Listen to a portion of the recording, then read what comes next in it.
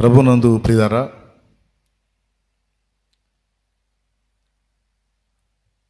యేసు ప్రభు చాలా మాటలు తన శిష్యులకు బోధించాడు. ఆయన అందించిన మాటల్లో ఈ మాట కూడా చాలా కీలకమైంది. ఆయన విశ్వాసాన్ని గురించి మాట్లాడుతూ విశ్వాసం యొక్క శక్తి, దాని యొక్క గొప్పతనాన్ని గురించి మాట్లాడాడు. ఒక కొండని నీవు చూచి నీవు లేచి సముద్రంలో పడమని దానికి ఆజ్ఞాపించి తాను చెప్పినది జరుగునని మనసులో సందేహింపక నమ్మిన ఎడల అది అలాగూ జరుగునని మీతో నిశ్చయముగా చెప్పుచున్నాను అన్నాడు. కొండను చూసి దాన్ని ఆజ్ఞాపిస్తే అది పెకలించబడి సముద్రంలో పడవేయబడుతుంది అని యేసు ప్రభు చెప్పిన ఈ మాట ఈ ఒక్క చోటే కాదు, మనలో మనం కలిగి ఉండేటువంటి అచంచలమైన విశ్వాసానికి ఉన్న బలం ఎంత గొప్పదో మరో చోట కూడా రాయించాడు. మత్తయి సువార్త 21:21 కూడా ఆయన ఈ విషయం ప్రస్తావించారు. అయితే అంతటితో ఆగకుండా అక్కడ ఈ కొండను చూచి నీవు ఎత్తబడి సముద్రంలో పడవేయబడుమని ఏమండి 22లో అంటాడు.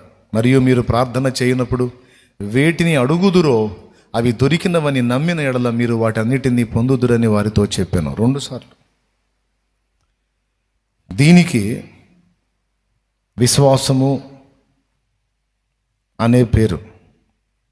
ప్రార్థన చేయటం, ఆజ్ఞాపించటం, చేసిన ప్రార్థన, చేసిన ఆజ్ఞ దేవుడు విని నెరవేర్చునని విశ్వసించటం. దీనికి పౌలు ద్వారా ఒక పేరు పెట్టించాడు, కొండలను పెకలింపగలిగిన విశ్వాసము అని. 1 కొరింథీ 13:1 మనుషుల భాషలతోనూ దేవదూతల భాషలతోనూ నేను మాట్లాడినను, ప్రేమ లేని వాడనైతే మ్రోగెడు కంచును గణగణలాడు తాళమునై ఉందును. 2వ వచనం ప్రవచించు కృపావరము కలిగి ఉన్న మర్మములన్నీయు జ్ఞానమంతయు ఎరిగినవాడనైనను, కొండలను పెకలింపగల పరిపూర్ణ విశ్వాసము గలవాడనైనను, ప్రేమలేని వాడనైతే నేను వ్యర్థుడను అన్నాడు. కొండలను పెకలింపగలిగిన పరిపూర్ణ విశ్వాసము గలవాడనైనను. పరిపూర్ణ విశ్వాసము అంటే సందేహమునకు ఏమాత్రమో తావులేని విశ్వాసము. నీవు కలిగుండి నువ్వు ప్రార్థనలో అడిగినది దేవుడు ఖచ్చితంగా జరిగిస్తాడని రూఢిగా నీ హృదయంలో సందేహింపక నమ్మితే నీవు అడిగినవన్నీ కూడా నువ్వు పొందుకోగలవు అని నేను చెప్పలా, డైరెక్ట్గా యేసయ్యే చెప్పాడు.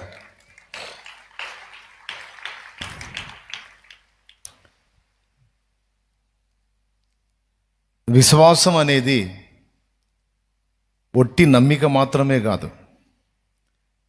మనం నమ్మటం విశ్వాసం అంటాం. నమ్మకానికి విశ్వాసానికి ఒక చిన్న వ్యత్యాసం చెప్తాను నా అనుభవంలో. ఒక బలవంతుడైన వాడు మన కంటి ముందు కనబడి తన బల ప్రతాపాలు మనకు చూపినవాడు మనల్ని కాపాడుతాడు అని అంచనా వేసి అతని శక్తిని మనం ఎరుగున్నందున అతన్ని మనం నమ్ముతాం. అది నమ్మకం. ఎందుకంటే వాడు బలవంతుడు, వాడి పనితనం మనకు తెలుసు, వాడి శక్తి మనకు తెలుసు, వాడి మెళకువ చురుకుదనం మనకు తెలుసు, మన అంచనాలకు తగ్గట్టు వాడు ఉన్నాడు. సో వాడిని మనం నమ్ముతాం. కానీ విశ్వాసం దానికి భిన్నమైంది. కంటికి కనబడి వాని బలము అన్నీ మనకు తెలిసి ఒకడు మనకు వాగ్దానం ఇస్తే దాన్ని నమ్ముతాం. ఎందుకంటే అది ఎరిగి మనం తెలుసుకొని ఉన్నందున నమ్ముతాం. కానీ విశ్వాసం దానికి భిన్నమైంది. విశ్వాసం స్పెషల్ ఏంటో తెలుసా? మనం ఎవని యందు విశ్వాసం ఉంచామో ఆయన కంటికి కనపడ్డు. ఆయన స్వరం డైరెక్ట్గా చెవికి వినబడదు. ఆయన గురించి మనకు తెలుసు, కానీ వ్యక్తిగతంగా మన జీవితంలో మనం ఆయన అనుభవించి ఎరగం. అందుకే కంటికి కనబడి వైద్య శాస్త్రాన్ని చదివి డాక్టర్ చెప్పేటువంటి మాటని మనం నమ్ముతాం. ఎందుకంటే మన దృష్టిలో డాక్టర్ మన కళ్ళ ముందు ఉన్నాడు, స్టడీ చేసినవాడు, ప్రాక్టీస్ చేసినవాడు, అన్ని టెస్టులు చేసినవాడు, జబ్బును నిర్ధారణ చేశాడు. ఇది ఖాయం, దీనివల్ల మరణం ఖాయం అంటే డాక్టర్ కనబడుతున్నాడు, స్టడీ చేశాడు, విద్య కలిగినవాడు, ప్రాక్టీస్ చేస్తున్నాడు, ఖచ్చితంగా జరిగిద్దని మనం నమ్ముతాం. కానీ కంటికి కనబడని దేవుడు నేను నిన్ను స్వస్థపరుస్తాను, నీకెందుకు నేను బాగు చేస్తాను, నేను లేవనెత్తుతాను అంటే నమ్మగలమా? పోనీ నాబోటోడు ఒకడు నీకు చెబితే దేవుడు నీ విషయంలో కార్యం చేస్తాడు, నీ మారా అనుభవాన్ని మధురంగా చేస్తాడు, వైద్య శాస్త్రానికి సాధ్యం కాంది దేవునికి సాధ్యం అవుతుంది, ఆయన నిన్ను స్వస్థపరుస్తాడు అని నేనంటే ఆ విన్నప్పుడు కొంచెం ఆనందపడతావు. కానీ పక్కకెళ్ళిన తర్వాత ఇది క్యాన్సర్ కదా, ఇక నా బతుకు క్యాన్సిల్ కదా, ఇది క్యాన్సర్ కదా, ఇక నా బతుకు క్యాన్సిల్ కదా, ఇది ఫలానా జబ్బు కదా, ఇక నాకు లైఫ్ లేదు కదా, ఇది ఫలానా జబ్బు కదా, ఇక నాకు లైఫ్ లేదు కదా అని ఆ మాటకి నువ్వు ఫిక్స్ అయిపోతావు. దేవుడిని నమ్మలేవు కదా, దేవుని యందు విశ్వాసం ఉంచలేవు, ఎందుకంటే కనబడట్లా. కానీ విశ్వాసం అంటే ఏంటో తెలుసా? నిరీక్షింపబడు వాటి యొక్క నిజస్వరూపము, అదృశ్యమైనవి ఉన్నవి అనుటకు రుజువు.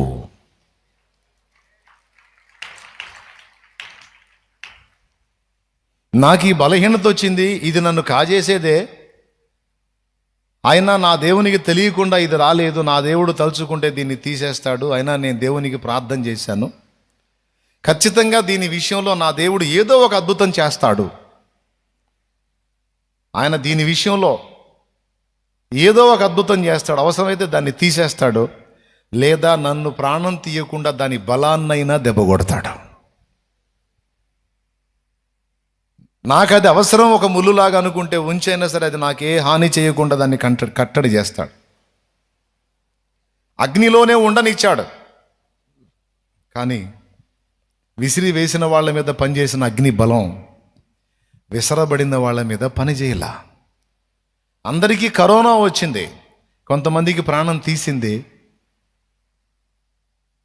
అదే కరోనా కొంతమందిని కనీసం ఒక వెంట్రుక కూడా కదిలించలేకపోయింది.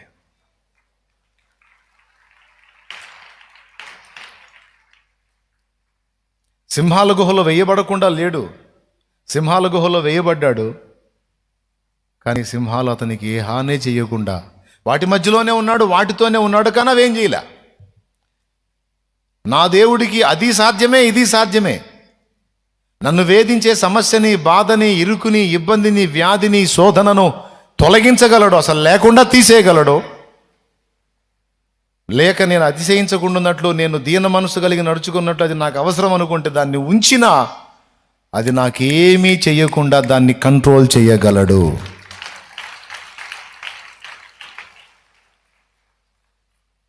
కరోనాలో చాలా డెడ్లీ కండిషన్లో ఉన్న కిరణ్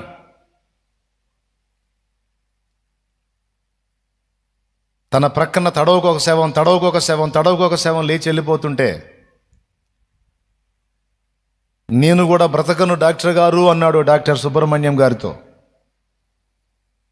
ఆయన వైద్యుడే కానీ ఒక సేవకుడికి తగ్గ కొలతలు ఉన్నాయి.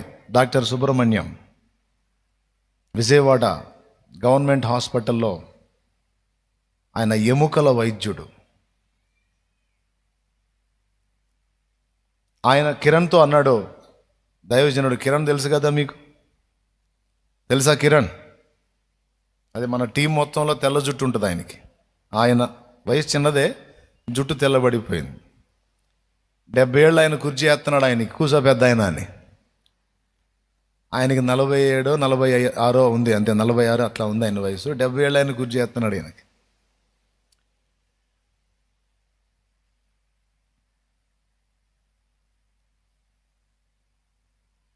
డాక్టర్ సుబ్రహ్మణ్యం గారు పేరుకి వైద్యుడే కానీ నిజంగా ఒక విశ్వాసిలో అంత కొలతలు ఊహించాల నేను.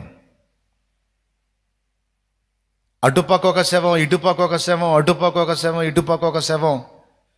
కరోనాతోనే లెగుస్తున్నాయి. అదే కరోనా కిరణ్ కూడా ఉంది. అదే ఊపిరితిత్తుల సమస్య తీవ్రంగా కిరణ్ కూడా వచ్చింది. అయితే డాక్టర్ గారు, ఈ శవాల మధ్య నేను కూడా ఒక శవం అయిపోతాను డాక్టర్ గారు అంటే, ఆయన దగ్గరికి వెళ్ళి అన్న మాట ఏంటో తెలుసా? కిరణ్ గారు, భయపడకండి, అందరికీ అదే బలహీనత వచ్చింది, మీకు అదే బలహీనత వచ్చింది. అందరినీ కాల్చిన అగ్ని శద్రకు, మేషకు, అబేద్నెగోల్ని కాల్చలేదు. అందరినీ చీల్చివేసే సింహాలు దానియేలును ముట్టలేదు. కానీ వారు అగ్నిలోకి వెళ్ళారు, వీళ్ళు సింహాల గుహలోకి వెళ్ళారు అని నేనేదైతే ఇప్పుడు మీకు చెప్పానో అదే విధంగా సేమ్ పాయింట్ కాకపోయినా ఒక మాట, ఒక బలమైన మాట ఆయన అన్నాడు. ఆయన దగ్గరికి వెళ్ళి, అటొక శవం ఇటొక శవం, తమ్ముడు కిరణ్, అటొక శవం ఇటొక శవం లెగుస్తుంది అని నువ్వు అంటున్నావు. వాళ్లకు లేనిది నీకున్నది దేవుని కృప బ్రదర్.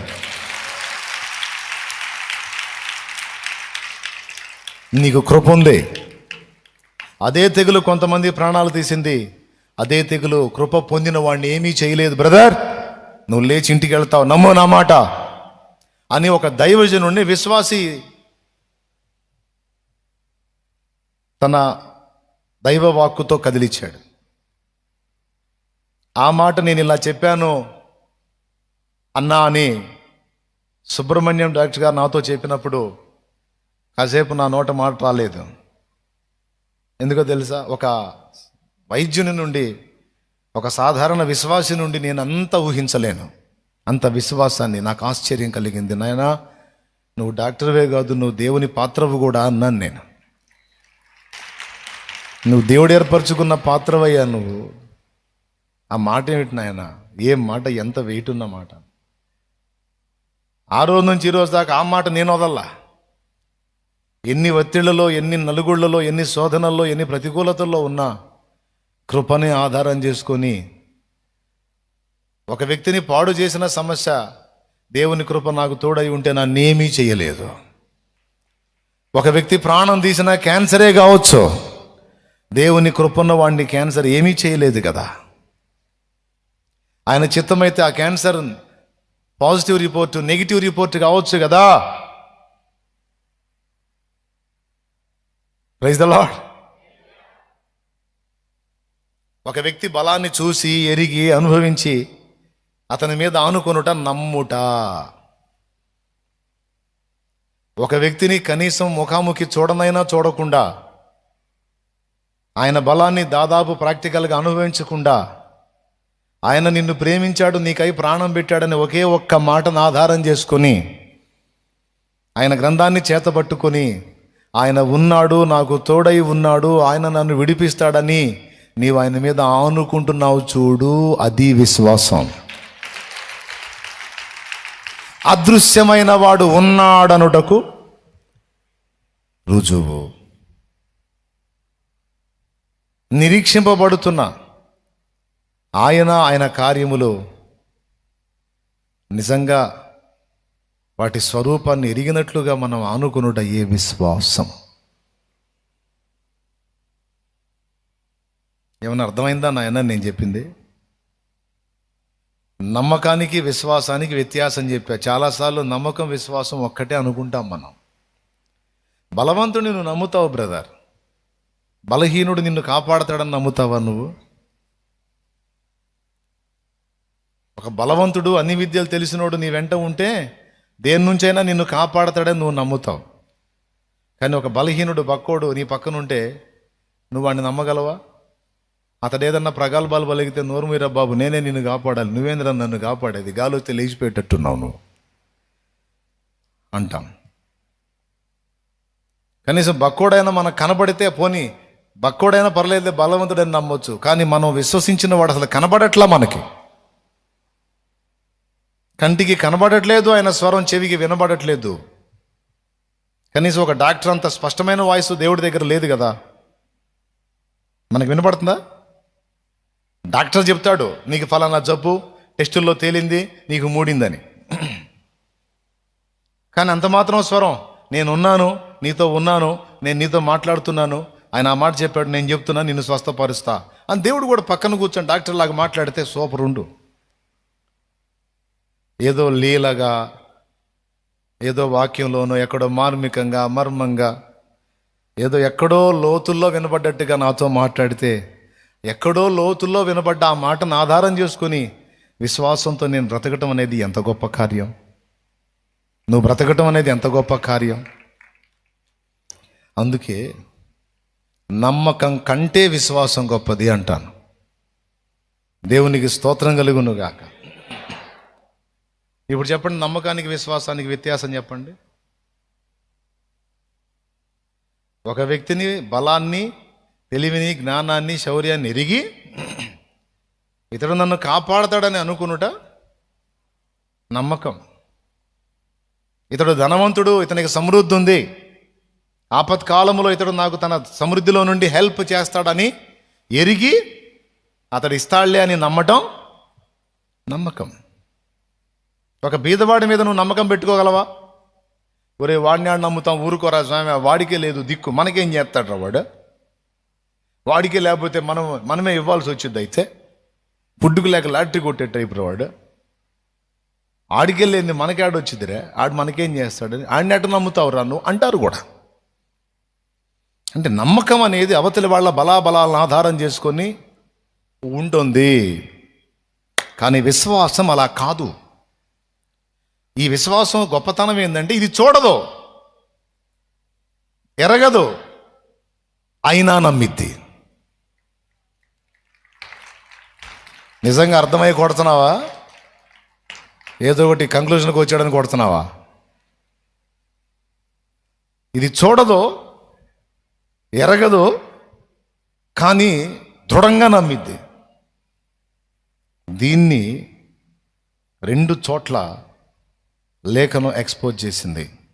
ఒకటి హెబ్రీ 11:1, విశ్వాసమనున్నది నిరీక్షింపబడు వాటి యొక్క నిజస్వరూపమును అదృశ్యమైనవి ఉన్నవి అనుటకు రుజువునై ఉన్నది అన్నాడు.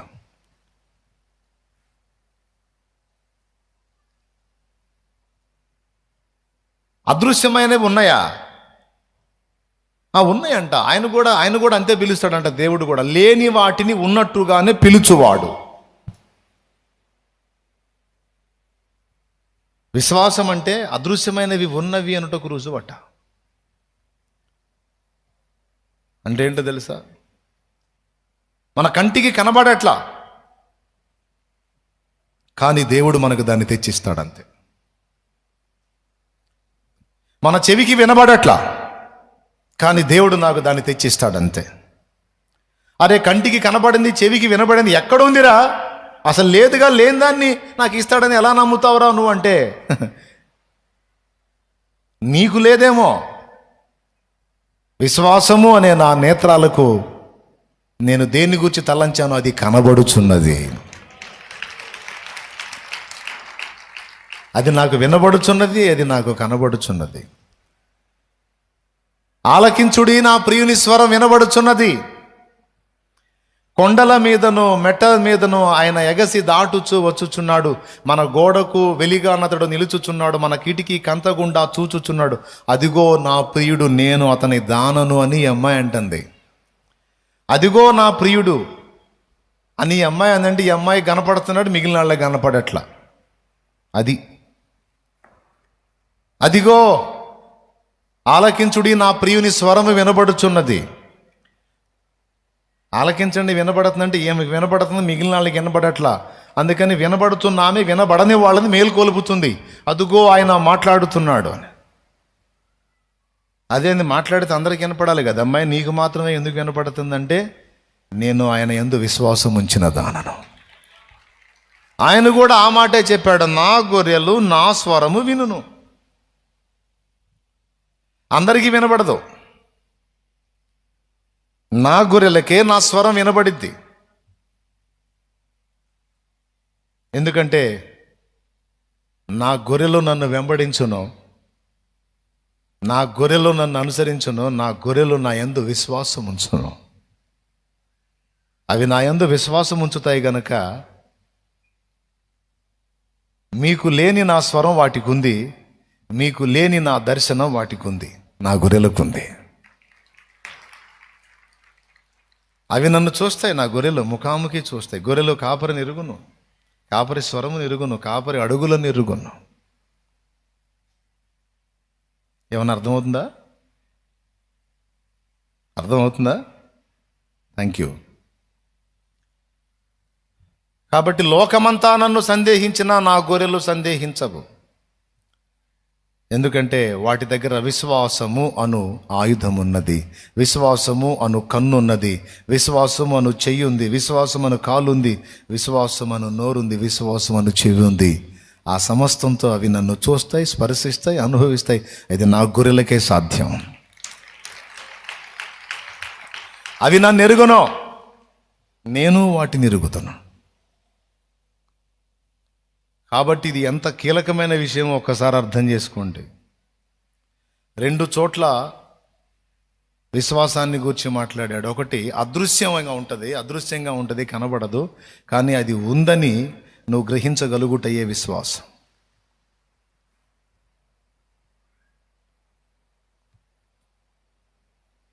ఎరిగి చూసి ఆనుకునే దాన్ని ఏమంటాం? నమ్మకం. నీ మీదే నమ్మకం పెట్టుకున్న సుబ్బారావు ఏం చేస్తావు ఏమో, నీ మీదే నమ్మకం పెట్టుకున్న పుల్లారావు నువ్వు అన్నీ కలిగి ఉన్నాడు, ఏదైనా చక్రం తిప్పుతావని, మరి ఆ టయానికి నువ్వే ఏదో సాయం చేస్తావని నీ మీదే నమ్మకం పెట్టుకున్నాను, ఏది నీకుందని, నువ్వు ఇవ్వగలవని, నీకు ఆ మంచి మనసు ఉందని ఏదో సోచి చెబుతాం. అసలు ఏమీ లేని వెంకట్రావు మీద అనుకుంటావా? స్తోత్రం. మళ్ళీ ఎందుకు చెబుతున్నానంటే మీరు మర్చిపోకుండా చెప్తున్నాను. కానీ విశ్వాసం అలా కాదు. అసలు ఈ విశ్వాసానికి సుబ్బారావు కనపడరు, వెంకట్రావు కనపడరు, ఎవడు కనపడ్డు. అయినా సరే ఆయన ఉన్నాడు.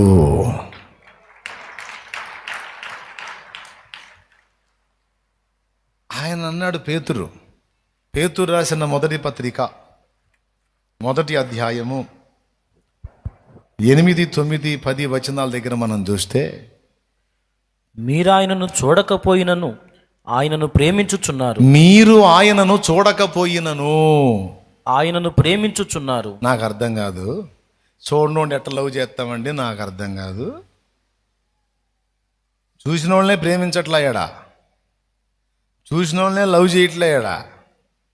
అసలు చూడనోడిని ఎట్ట ప్రేమిస్తామండి? చూడనోడు మన లెక్క ప్రకారం లేనోడేగా. అసలు చూడనోడిని ఎట్ట ప్రేమిస్తాం? ఇప్పుడు ఒక అమ్మాయి అబ్బాయిని గురించి మాట్లాడుకుందాం. అసలు ఆ అమ్మాయి అబ్బాయిని చూడలేదు. అమ్మ అబ్బాయిని ప్రేమించమ్మా అంటే, మీ పిచ్చి తగలయ్యా, వాడిని చూపించండి నాకు ముందు. వాడు అవతారం ఎట్లుందో, వాడి ముక్కు మొహం ఎట్లుందో, సరే వాడు మాట్లాడకపోయినా పలాడి ఫోజన్నా చూపించండి ముందు. అరే ఎట్లుంటాడో తెలీదు, అబ్బాయి పేరు ఫలానా అమ్మ, లవ్ చేయమ్మంటే మీకేం మైండ్ పోయిందా అంటదా? అన్నదా అమ్మాయి? అందా? అండ్ మీరందరూ చాలామంది పెళ్ళిళ్ళు చేసుకున్నారు. చూసి చేసుకున్నారా, చూడకూడనే చేసుకున్నారా? అసలు పెళ్లి కన్నా ముందు పెద్దోళ్ళు చూస్తారు, వాళ్ళు చేస్తారు, అదొక సెక్షన్. మళ్ళీ ఇక్కడ ప్రేమించడం అంటే లవ్ అంటే పక్కా చూసే చేసేది. స్తోత్రం. అవునా కదా? 1కి 4 సార్లు చూసి వీడు మనకు పనికొస్తాడా, పనికిరాడా, అన్ని రకాలుగా పరిశీలించుకొని అన్నీ ఓకే చేసుకొని ఆ తర్వాత మనసు ఇవ్వటం అంటారు. లవ్ చేస్తున్నాను, ఐ లవ్ యూ, తోటకూర కట్ట అని చెప్పేసి అదంతా చెప్పుకుంటారు. అదంతా ముందు అండి చూసి, ఆమెను చూసి అంతా ఓకే అయ్యి మనసులు కలిసి నచ్చి ఫైనల్ అయితే లవ్. ఐ లవ్ యూ అనే ఒక డైలాగ్ వేయడానికి వాడికి ఆమెకి ఎన్ని టెస్టులో, ఎన్ని పరీక్షలో, ఎన్ని పరిశోధనలో. అవునా? కానీ ఇక్కడ అంటాడు, మీరు ఆయనను చూడకయే ప్రేమించుతున్నారంటే నాకు అర్థం కాదు. చూడండి అసలు లవ్ ఎట్ట చేస్తాం? మీరు చెప్పండి ఒకసారి. అయ్యా మీరు కూడా పెళ్ళిళ్ళు చేసుకున్నారుగా, చూసి ఇష్టపడి చేసుకున్నారా, లేకపోతే చూడకుండా ఎవరో ఒకళ్ళని కళ్ళు మూసుకొని తాళి కట్టావా? అబ్బో ఎన్ని యాంగిల్లో చూసుకొని, నడిపించి చూసి, నిలబెట్టి చూసి, నవ్వించి పళ్ళ వరుస చూసి, రెచ్చగొట్టి కోపాన్ని చూసి, బీద పలుకులు బలికి ఆమె ప్రేమను చూసి ఎన్ని టెస్టులో అన్నీ అయిపోయినాక పర్లేదు మనకు సెట్ అయ్యేది అనుకున్నప్పుడు చేసుకున్నాం. అలా నీ మనసుకు ఓకే అనుకున్నప్పుడు నీకు ముందు ప్రేమ కలిగింది, ఆ తర్వాత అది పెళ్ళయింది. ఇక్కడ నాకు ఆశ్చర్యం కొలిపే మాట ఏంటంటే, మీరు ఆయనను అసలు చూడలేదు కానీ ప్రేమించుచున్నారన్నాడు. అది కూడా ఎంత ప్రేమ అంటే, కంటికి కనబడని వాడిని కనీసం ఒక్కసారి కూడా జీవితంలో చూడని వాడి కోసం చచ్చిపోయేంత ప్రేమ. What is this? ఏంది ఇది? చచ్చిపోయారుగా. లక్షలాది మంది క్రైస్తవులు హతసాక్షులయ్యారు. ప్రభువును చూశారా? మీరు చూడకయే ఆయనను ప్రేమించుచున్నారు. అదే మన కిరీటానికి ఒక విధంగా కారణం.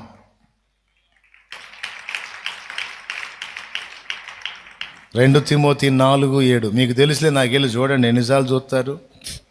2 తిమోతి 4:7 మంచి పోరాటము పోరాడి తిని, నా పరుగు కడముట్టించి తిని, నా విశ్వాసమును కాపాడుకొంటిని, ఇక మీదట నా కొరకు నీతి కిరీటం ఉంచబడి ఉన్నది.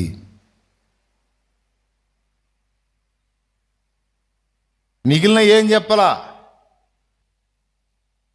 నా విశ్వాసము కాపాడుకున్నాను అన్నాడు.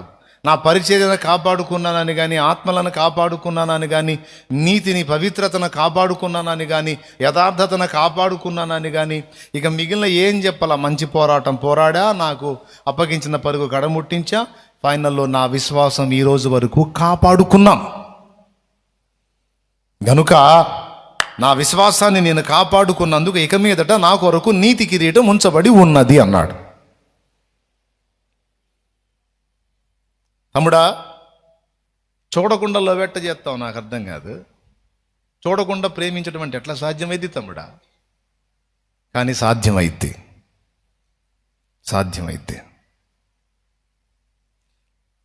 పేతురు మాట్లాడుతున్నది ఏంటంటే, లోకస్తులు ఒక మనిషిని ముఖాముఖి చూసి నమ్ముతారు, కానీ మీరు లోకస్తుల్లా కాకుండా విశ్వాసము అనే కన్నుతో లోకానికి అదృష్టుడిగా ఉన్నవాణ్ణి మీరు నిదానించి చూచారు. కానీ లోకం లెక్క ప్రకారం మీరు చూడనట్టే, కానీ విశ్వాస నేత్రంతో మీరు చూచినట్టే. కొద్దిగా కన్ఫ్యూజ్ అయింది కదా? కొంచెం క్లారిటీ ఇచ్చేద్దాం మళ్ళీ. ఇప్పుడు లోకం ప్రకారం మనిషికి మనిషి కనబడితే ఓకే, ఉన్నాడు. ఇప్పుడు షాలేం రాజన్న ఉన్నాడు, వేదిక మీద ఉన్నాడా లేదా? ఉన్నాడా? గడ్డం పెంచాడా తీసేశాడా? ఉందా? గడ్డం ఉందా? పోనీ లేక వేరే ఆధారాలు ఏం చెప్పడానికి లేదు. చేతికి వాచ్ ఉందా లేదా? ఉందా? కనబడుతుందా? ఏం బట్టలు వేసుకున్నాడు?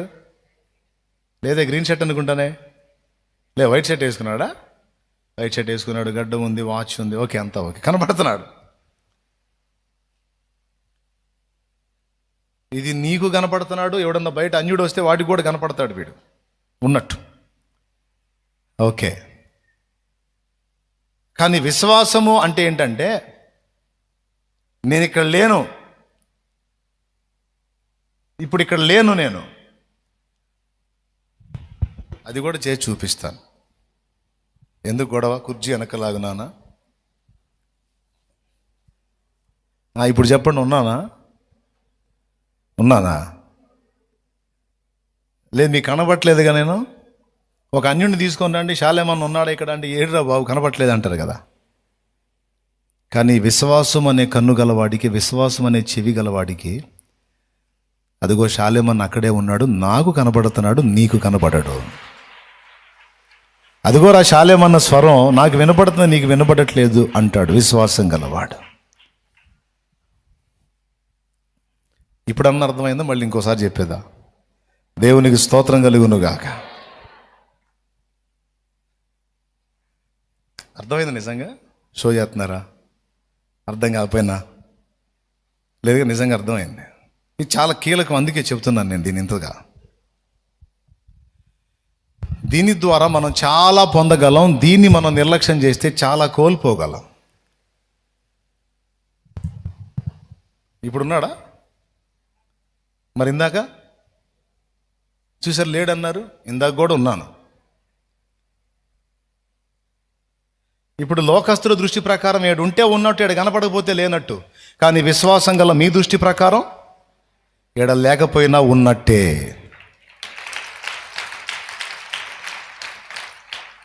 శాలేమన్న మనిషి కాబట్టి ఉంటే ఉన్నట్టు, లేకపోతే లేనట్టే. కానీ యేసయ్య దేవుడు గనుక ఆయన నీకు కనబడకపోయినా ఆయన ఉన్నట్టే.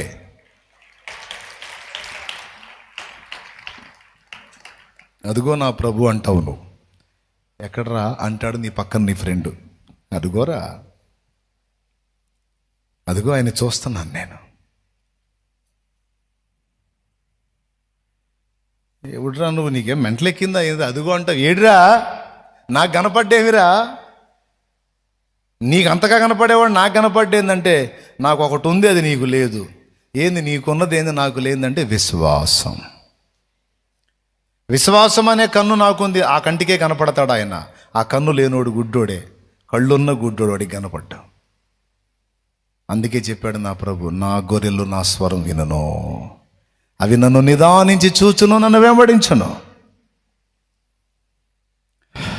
Praise the lord.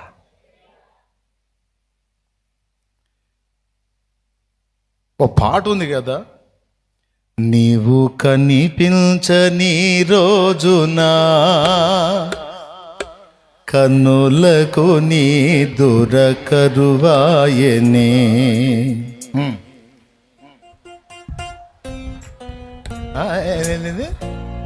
తేడా పడ్డారు. నీవు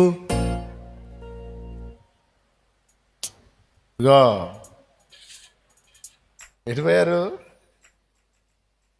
సరిగా పాడండి. అలా ఎవరికైనా వచ్చా?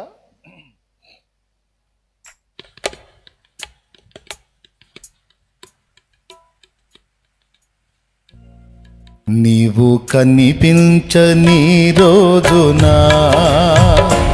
ఒక క్షణముక యుగముగా మారిని, నీవు నడిపించిన రోజున యుగ యుగాల తలపు మది నిండెనే.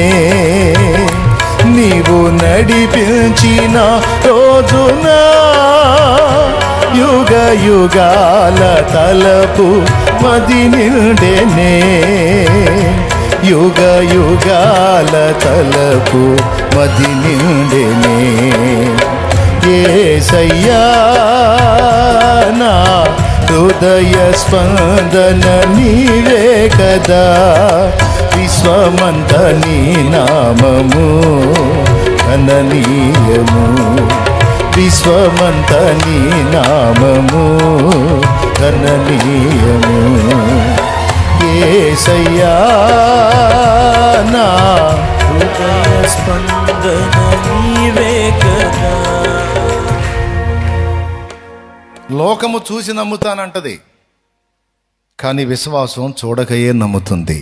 తోమా రా తోమా, ఇదిగో నా చేతులు, నా చేతుల్లో నువ్వు అన్నావే బోధకుడు మీకు కనబడ్డాడు ఒట్టిగా వదిలిపెట్టారు, నాకు కనబడితే మీలాగా కాదు, ఆయన నిజంగా యేసే అని నిర్ధారణ చేయడానికి మీలాగా పై పైన చూసి కాదు, ఆయన నిజంగా యేసైతే ఆయనను సిలువ వేసినప్పుడు ఆయన చేతులకు శీలలు కొట్టారు, ఆ రంధ్రాలలో నా వేళ్ళుంచి చెక్ చేసి ఒప్పుకునేవాడిని.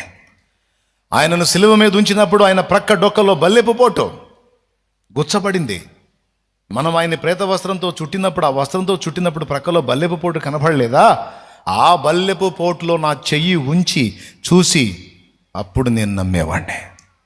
మీలాగా అదో కనపడ్డాడు ఇదిగో కనపడ్డాడని పగటి కలలు పై పై దర్శనాలు చూసి నమ్మను నేను. ఆయన గాయాలలో వేళ్ళుంచి ప్రక్క డొక్కలో చెయ్యి ఉంచి అప్పుడు నమ్ముతాను.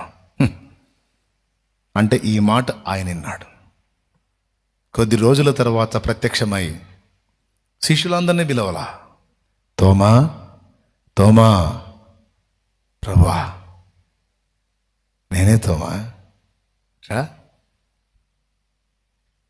ప్రభువా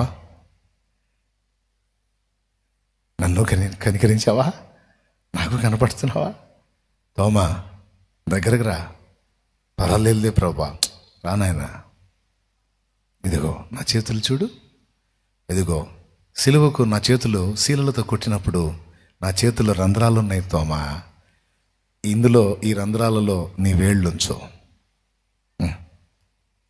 ప్రభువా పర్లేదు తోమా, చెప్పింది చెయ్యి. ఓకే ఉంచావా, చూసావా?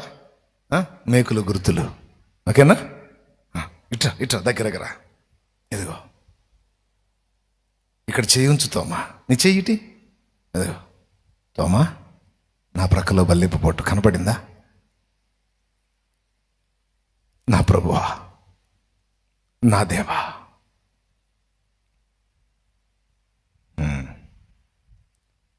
ఇప్పుడు చెప్పుతామా, నమ్ముతున్నావా? ప్రభువా విశ్వసిస్తున్నాను తండ్రి. తోమా, నువ్వు చూసి నమ్మావు, చూడక నమ్మిన వారు ధన్యులు తోమా. అవిశ్వాసివి కాక విశ్వాసివై ఉండవు. నువ్వు చూసి నమ్మావు, నన్ను చూడకయే నమ్మిన వారు ధన్యులు తోమా, నీకంటే ధన్యులు.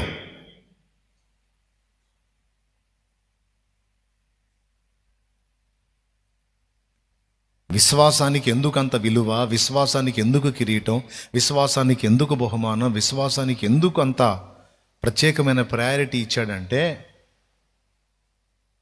అదొక అద్భుతమైన విషయం దేవుని దృష్టిలో. విశ్వాసం అనేది దేవుణ్ణి సంతోషపెట్టేది, అవిశ్వాసం అనేది దేవుణ్ణి గాయపరిచేది, బాధ పెట్టేది. తోమా కనపరిచిన అవిశ్వాసానికి ఆశ్చర్యపోయి ప్రత్యక్షమై నిరూపించి వార్నింగ్ ఇచ్చాడు, విశ్వాసం గలవాడవై ఉండని. విశ్వాసాన్ని బట్టి సంతోషపడతాడు, అవిశ్వాసాన్ని బట్టి బాధపడతాడు, దుఃఖపడతాడు. ఈరోజు మనలో విశ్వాసం కంటే అవిశ్వాసం ఎక్కువ. విశ్వాసంతో దేవుడు కార్యం చేస్తాడని నమ్మేదానికంటే సందేహం ఎక్కువ, అనుమానం ఎక్కువ, అల్ప విశ్వాసం ఎక్కువ. రక్తమాంసాల శరీరం కలిగి ఒక మంటి పురుగైనటువంటి ఒక మనుషుడో, ఒక డాక్టరో, ఒక సామాన్యుడో చెప్పిన మాట మీద మనకున్న నమ్మకం, మనకున్న విశ్వాసం, సజీవుడై మన పాప పరిహారార్థమై ప్రాణం పెట్టి తిరిగి లేచి మృత్యుంజయుడే మరణాన్ని గెలిచి మూడవ నాడు పునరుద్ధానుడై తన మహిమను కనపరిచిన యేసునందు మాత్రం మనకు నమ్మకం ఉండదు, విశ్వాసం ఉండదు, అనుమానం, సందేహం, డౌట్. నీకు అలా ఉండటం సహజమే, ఎందుకంటే నేను కనబడట్లేదు కాబట్టి, వాళ్ళు కనబడుతున్నారు కాబట్టి నువ్వు వాళ్ళనే నమ్ముతావు, కనబడని నన్ను నమ్మలేవు. అలా నమ్మనప్పుడు నువ్వు అందరితో పాటు సామాన్యుడివే. కనబడకపోయినా నువ్వు నన్ను నమ్మి నా మీద ఆనుకున్నావు చూడు, నువ్వు విశ్వాసివి.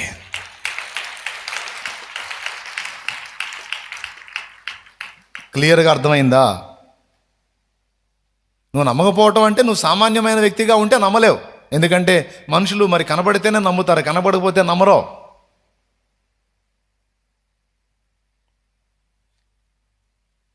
ఇదిగో నా చేతులు 500 నోటు ఉంది, ఎవరికి కావాలి అని నేను అన్నాను. 500 నోటు ఇదిగో వచ్చి తీసుకోండి. నా చేతులు 500 నోటు ఉంది, వచ్చి నోటు తీసుకోండి. పాపం అక్కాయి కనపడలా, దూరంగా నిజంగా చేతిలో పెట్టుకున్నాడేమో అనుకుంది. ఇదిగో వీడియోలో చూడు, నా చెయ్యి, నా చేతిలో 500 నోటు ఉంది, వచ్చి తీసుకో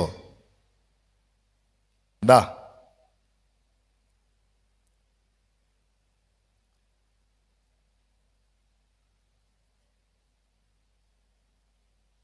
ఏం తీసుకోవటానికి వస్తున్నారు వీళ్ళు? సరే అని ఏం తీసుకుంటారు అది కూడా చూద్దాం, చూద్దాం ఏం తీసుకుంటారో.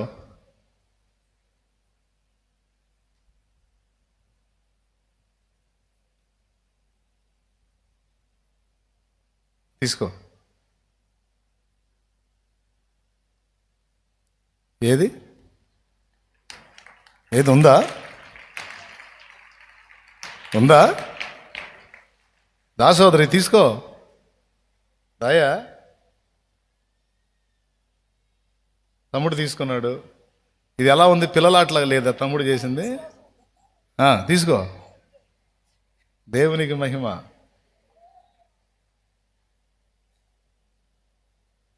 ఏమండి?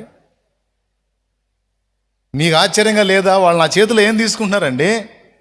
ఉందా?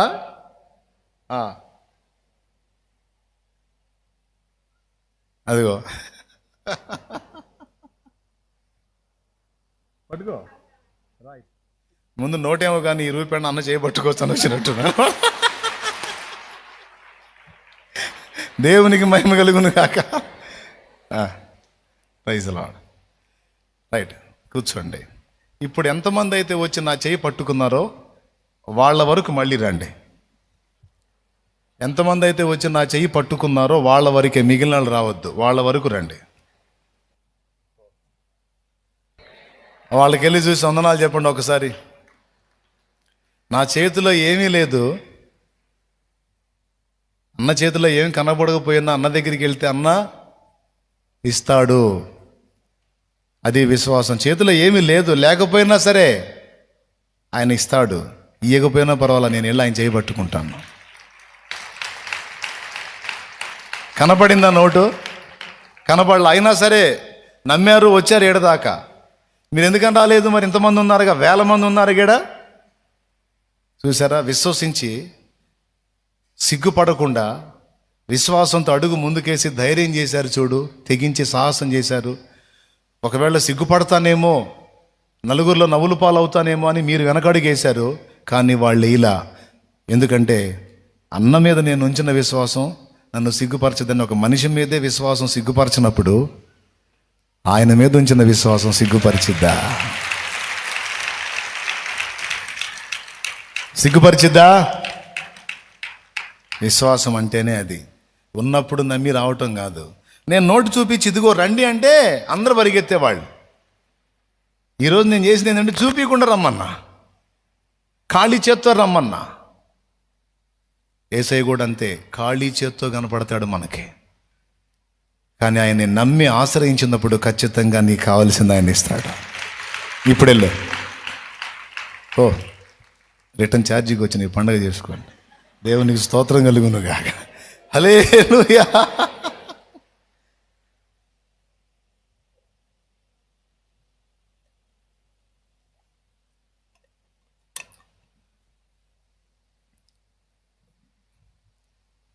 విశ్వాసం లేనోడికి ఇటు పక్క ఏం లేదు, వితౌట్ ఫెయిత్.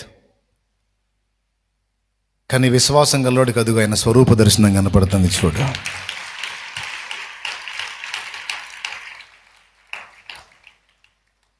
విశ్వాసం లేనోడికి ఏం కనపడట్లే అక్కడ, కానీ విశ్వాసం గల్లవాడికి ఆయన కనపడుతున్నాడు. చూడు, ఇది ఫెయిత్ అంటే విశ్వాసం గల్ల కన్ను.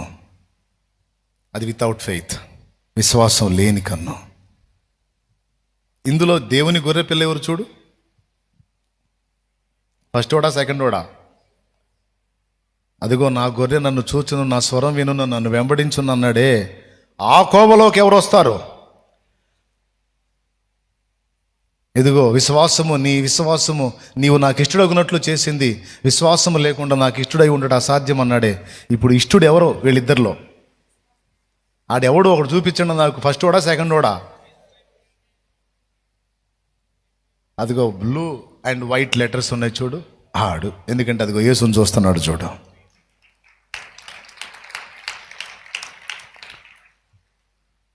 బ్లూ పరలోకానికి గుర్తు. అదిగో వితౌట్ ఫెయిత్ అన్న దగ్గర రెడ్ వేసాడు, అంటే డేంజర్ రా బాబు అని అర్థం. దేవునికి స్తోత్రం కలుగును గాక. ఇప్పుడు ఎంతసేపు నేనేం చెప్పా? చూడని వాడిని లవ్ చేస్తున్నారంట మీరు. అంటే లోకం అంటుంది, అరే నీ కనబడలేదు, ఆయన తెగ ప్రేమిస్తున్నావు ఏంటంటే నీ కనబడలా, నాకు కనపడుతున్నాట. పేతురు కూడా అదే అన్నాడు, మీరు ఆయనను చూడకయే విశ్వసించుచున్నారు. ఆయనను చూడకయే ఆయనను ప్రేమించుచున్నారు. ఇట్టి విశ్వాసమునకు రేపు ఆయన నిజంగా ప్రత్యక్షమైనప్పుడు మెప్పు, మహిమ, ఘనత నీకు కలుగుతాయి.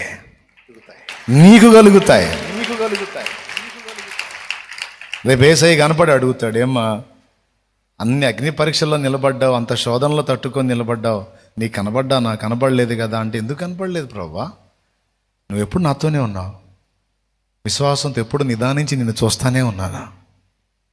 ఒకనాడు కూడా నీవు నన్ను ఎడబాసి లేవుగా.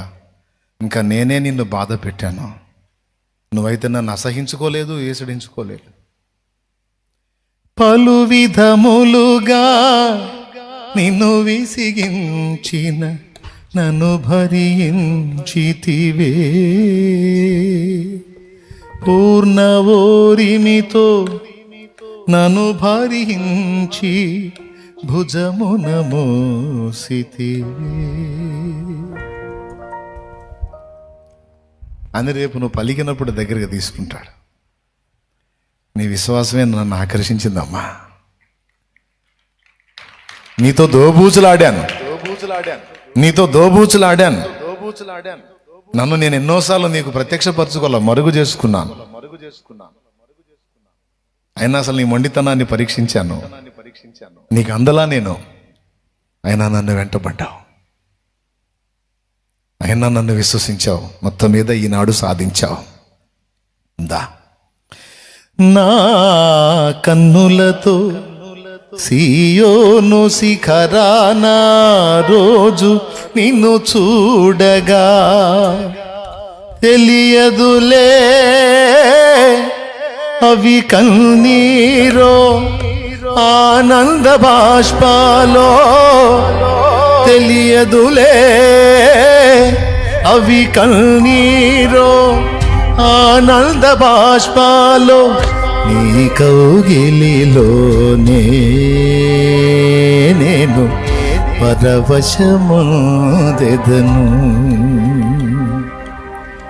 ప్రియుడా యేసయ్య నిన్ను చూడాలని, ప్రియుడా యేసయ్య నిన్ను చూడాలని, నిన్ను చూడాలని, నిన్ను చేరాలని, నిన్ను చూడాలని, నిన్ను చేరాలని మనసార నామది కోరెనే.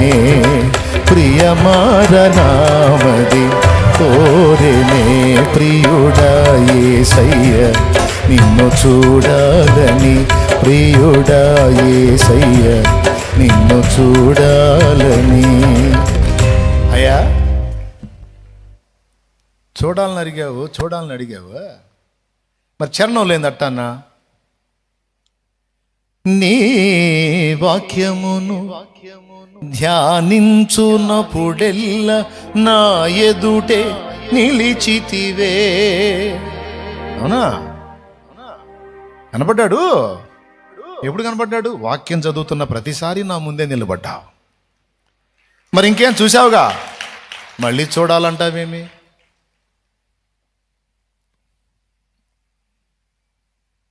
అర్థమైందా మీకు?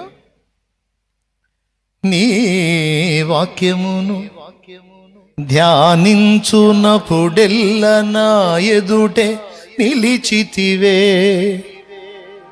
ఇంకే మరి కనపడుతున్నాడుగా, మళ్ళీ వాక్యంది చదువు, నీ ఎదురు నిలబడతాడు, అయిపోయా. అట్లా కూడా మళ్ళీ ప్రియుడా యేసయ్య నిన్ను చూడాలని. అయ్యా అదేమో విశ్వాస నేత్రంతో చూస్తున్నాను, కానీ ఈ బాహ్య నేత్రాలతో కూడా ముఖాముఖి నిన్ను చూడాలి.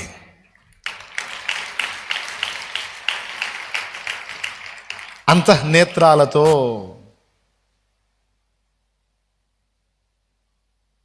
నిన్ను చూస్తున్నా, బాహ్య నేత్రాలతో ఎప్పుడు చూస్తానో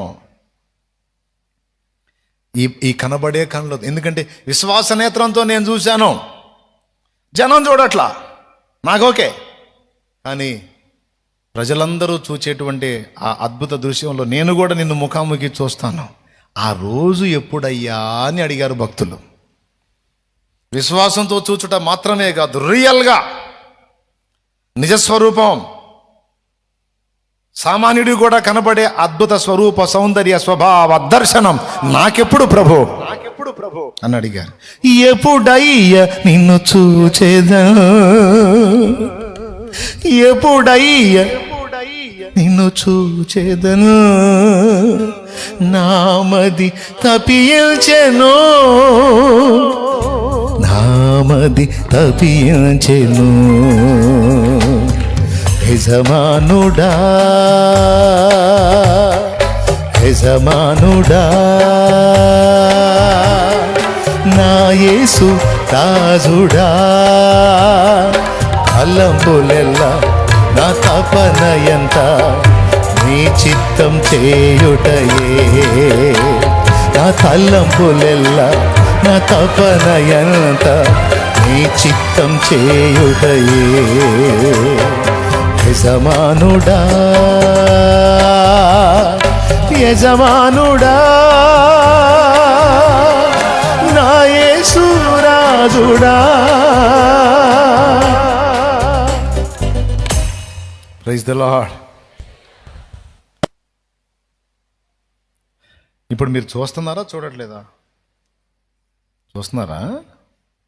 చూడకయే విశ్వసించుచున్నారు అంటే లోకస్తులు చూసినట్టు చూడకయే విశ్వసించుచున్నారు అంటే విశ్వాస నేత్రంతో చూస్తున్నారు.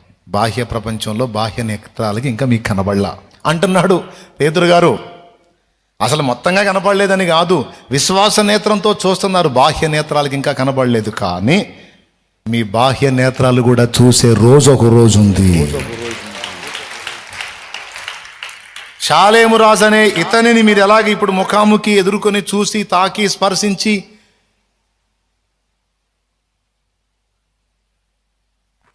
నన్ను ఎరిగి ఉన్నారో, ఇంత క్లియర్గా మనం యేసయ్యని తాకే ఛాన్స్ ఉంది, స్పర్శించే ఛాన్స్ ఉంది, ఆయన్ని హత్తుకునే ఛాన్స్ ఉంది, ఆయన కవిగిట్లో ఒదిగిపోయే ఛాన్స్ ఉంది.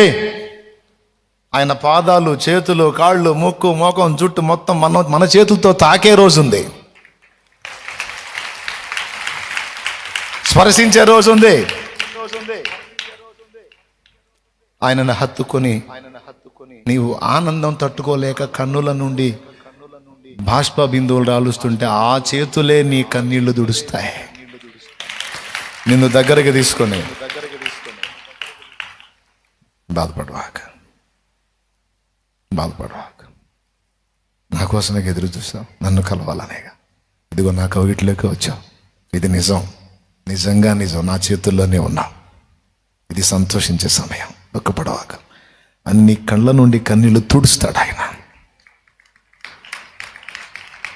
అవి కన్నీళ్ళు ఆనంద బాష్పాలు నాకు తెలియదులే,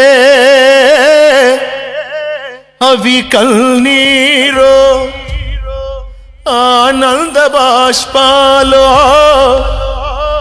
తెలియదులే, అవి కన్నీరు ఆనంద బాష్పాలు నీ కౌగిలిలోనే నేను పరవశముందెదను. ఆహా, నీ కౌగిలిలోనే నేను పరవశముందెదను.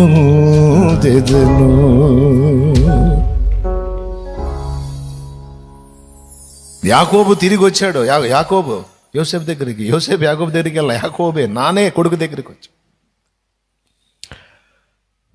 కబురు వచ్చింది, ఫలానా ప్రాంతానికి మీ తండ్రి మీ సహోదరులు వచ్చారు అయ్యా యోసేపు గారు అన్నప్పుడు రాజుతో మాట్లాడి, రాజా అదిగో మా నాన్న వచ్చాడు.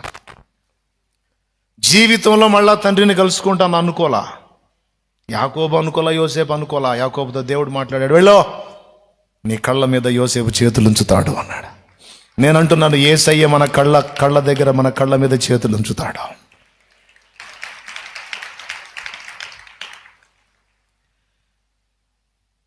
ఆ తండ్రి కొడుకులు ఇద్దరు కలుసుకున్నప్పుడు, ఒకరినొకరు హత్తుకున్నప్పుడు, ఏడ్చుకున్నప్పుడు తండ్రి ఏమని ఉంటాడు తెలుసా? యోసేపు ఎట్ట తట్టుకున్నావురా అంటాడు. నన్ను వదిలి ఒక్క రోజు కూడా ఉండలేవే, ఎట్లా తట్టుకున్నావురా? నీకు అన్ని బాధల కంటే నా ఎడబాటే పెద్ద బాధ కదా, నీకు అన్ని బాధల కంటే నా ఎడబాటే పెద్ద బాధ కదా, దాన్ని ఎట్లా జీర్ణించుకున్నావు యోసేపు? ఎన్ని బాధలు పడ్డావురా? రేపు నా యేసయ్య కూడా నిన్ను దగ్గరగా తీసుకొని నా కుమారుడా ఎన్ని బాధలు పడ్డావురా? ఎన్ని శ్రమలు పొందావు, ఎన్ని గాయాలు పొందావు, ఎన్నిసార్లు ఏడ్చావు. అన్నీ తెలుసు నాకు, కానీ అవసరాన్ని బట్టి నేను అట్లా అప్పచెప్పాల్సి వచ్చింది. కొనలే అన్నీ అయిపోయినాయి, అన్నీ అయిపోయినాయిరా. ఇంకా ఆ దినములు లేవు నీకు. నీ దుఃఖ దినాలు సమాప్తములు అయిపోయినాయి, అయిపోయింది. ఇక నీ దినములన్నీ ఆశీర్వాదకరమైన దినములే, శుభకరమైన దినములే, సంతోషకరమైన దినములే.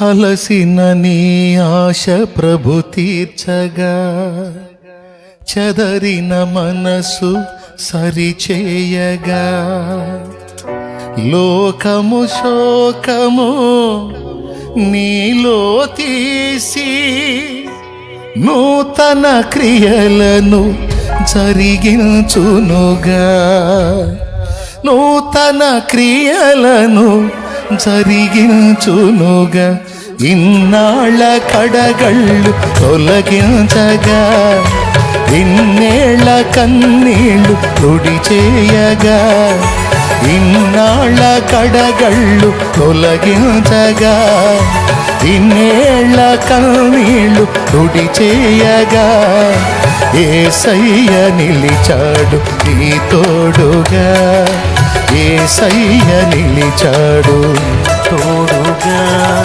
నీ దుఃఖ దినములు సమాప్తమై ఉన్నవి,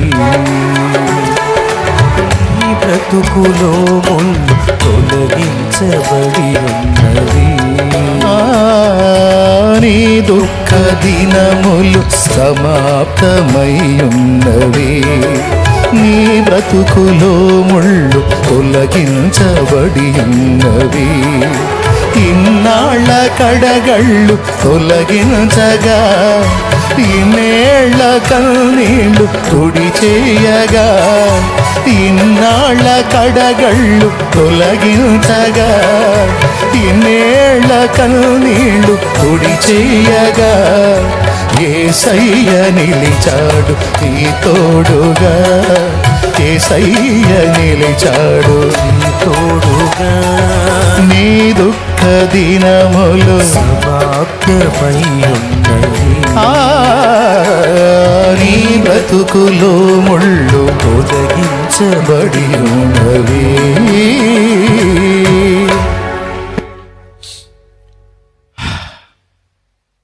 ఇప్పుడు చెప్పండి, మీరు నమ్మకం కలిగిన వారా, విశ్వాసం గలవారా? విశ్వాసం అంటే మరి చూడకపోయినా నమ్మాలి. అది యేసయ్య అంది. మీరు ప్రార్థనలో అడిగినవన్నీ జరిగినట్టు మీకు కనబడకపోయినా అవి మీరు పొందేశామని నమ్మండి, అంతే. అయిపోయింది, ఇంకంతే. అది నీవు పొందానని నమ్ము,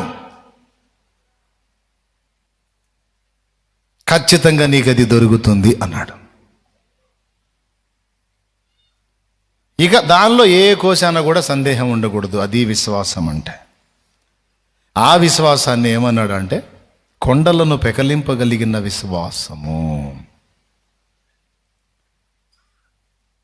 ఇది బలవంతులైన మనుషుల మీద ఆధారపడేది కాదు, కనబడని దేవుని మీద ఆనుకునేది. ఇది విశ్వాసం. Praise the Lord. ఇప్పుడు చెప్తాను విను, ఇక వరుసగా గుర్తుపెట్టుకో. ఆయన నువ్వు అన్నది అన్నట్టు చేయకపోయినా, నువ్వు అడిగింది అడిగినట్టు ఇయ్యకపోయినా, వినాలి బాగా, అన్నది అన్నట్టు చేయకపోయినా, అడిగింది అడిగినట్టు ఇయ్యకపోయినా, నీవు విశ్వసించాలి, నేను అడిగింది ఇవ్వలేదంటే అది నాకు క్షేమం కాదు, నేను అన్నది అన్నట్టు జరగలేదంటే అది జరిగితే అది నా క్షేమం కాదు. అయితే ఒకటి మాత్రం నేను ఎరుగుదును, నా దేవుని అస్సలు సందేహించను. నేను అడిగిన దానికంటే, ఊహించిన దానికంటే అధికంగా చేస్తాడు ఆయన. మరి శ్రేష్టమైందే నాకు ఇస్తాడు, అంతేగాని తక్కువ మాత్రం చేయడు.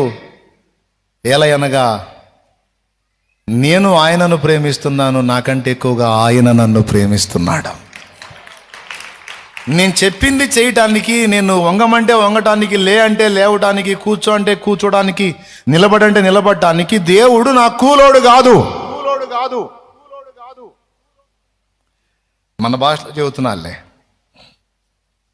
దేవుడు నా దగ్గర జీతం తీసుకునే కూలోడు కాదు, లేకపోతే నేను ఆపరేట్ చేస్తే కదిలే మెషిన్ కాదు.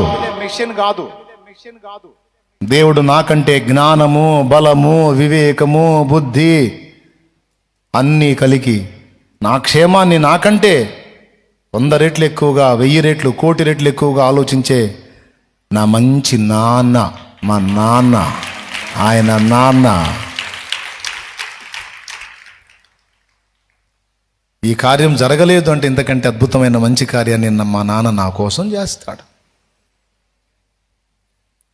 అనే అంటుంది విశ్వాసం. అంతేగాని ఏం దేవుడో ఏమో, నేను అన్నా జరగలేదుగా,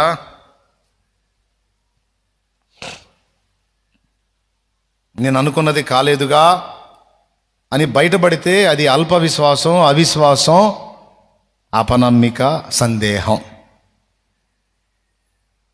ఖచ్చితంగా నువ్వు గుర్తుపెట్టుకో, ఎప్పుడు నీ మనసులో ఇలా అనుకో, నువ్వు అడిగింది అడిగినట్టు జరిగిద్ది అని నమ్ము. లేకపోతే అలానే జరగకపోవచ్చు అని నీకు అనిపిస్తే ఏమి నమ్ముతావు తెలుసా? కొంచెం జరగవచ్చు అనుకోవాకు, ఇంతకంటే బెస్ట్గా జరిగిద్దాను, అది అంతకంటే బెస్ట్, అంతకంటే బెటర్ జరిగిద్ది అంతే.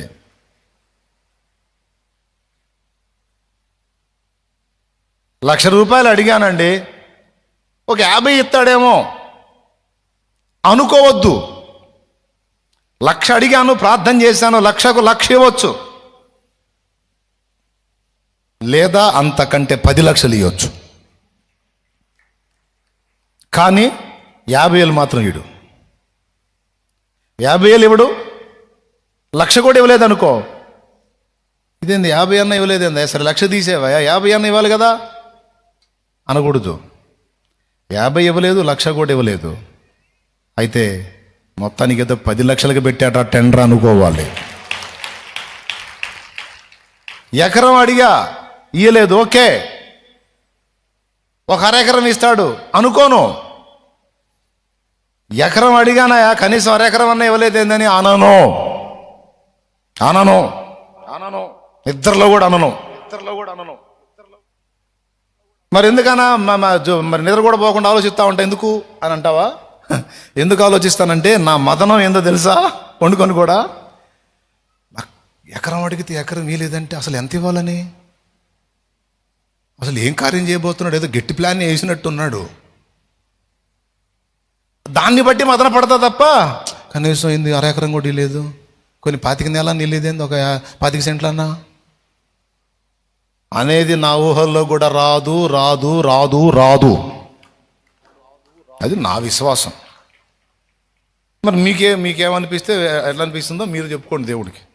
నా మైండ్ అయితే అది బ్రదర్.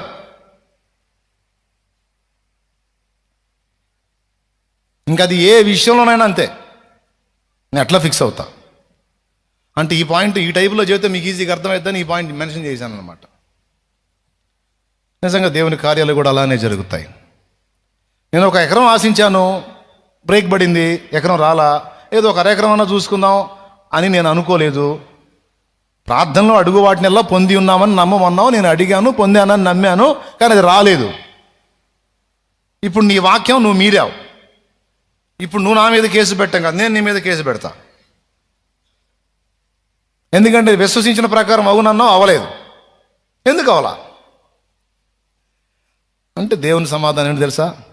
ఏం లేదు బేటా, నీ గురించి ఏమో నేను 1,00,000 ఆశించాను, ₹1,00,000 ఇద్దాం అనుకున్నారా, నువ్వే మరి 1,00,000 అన్నావు.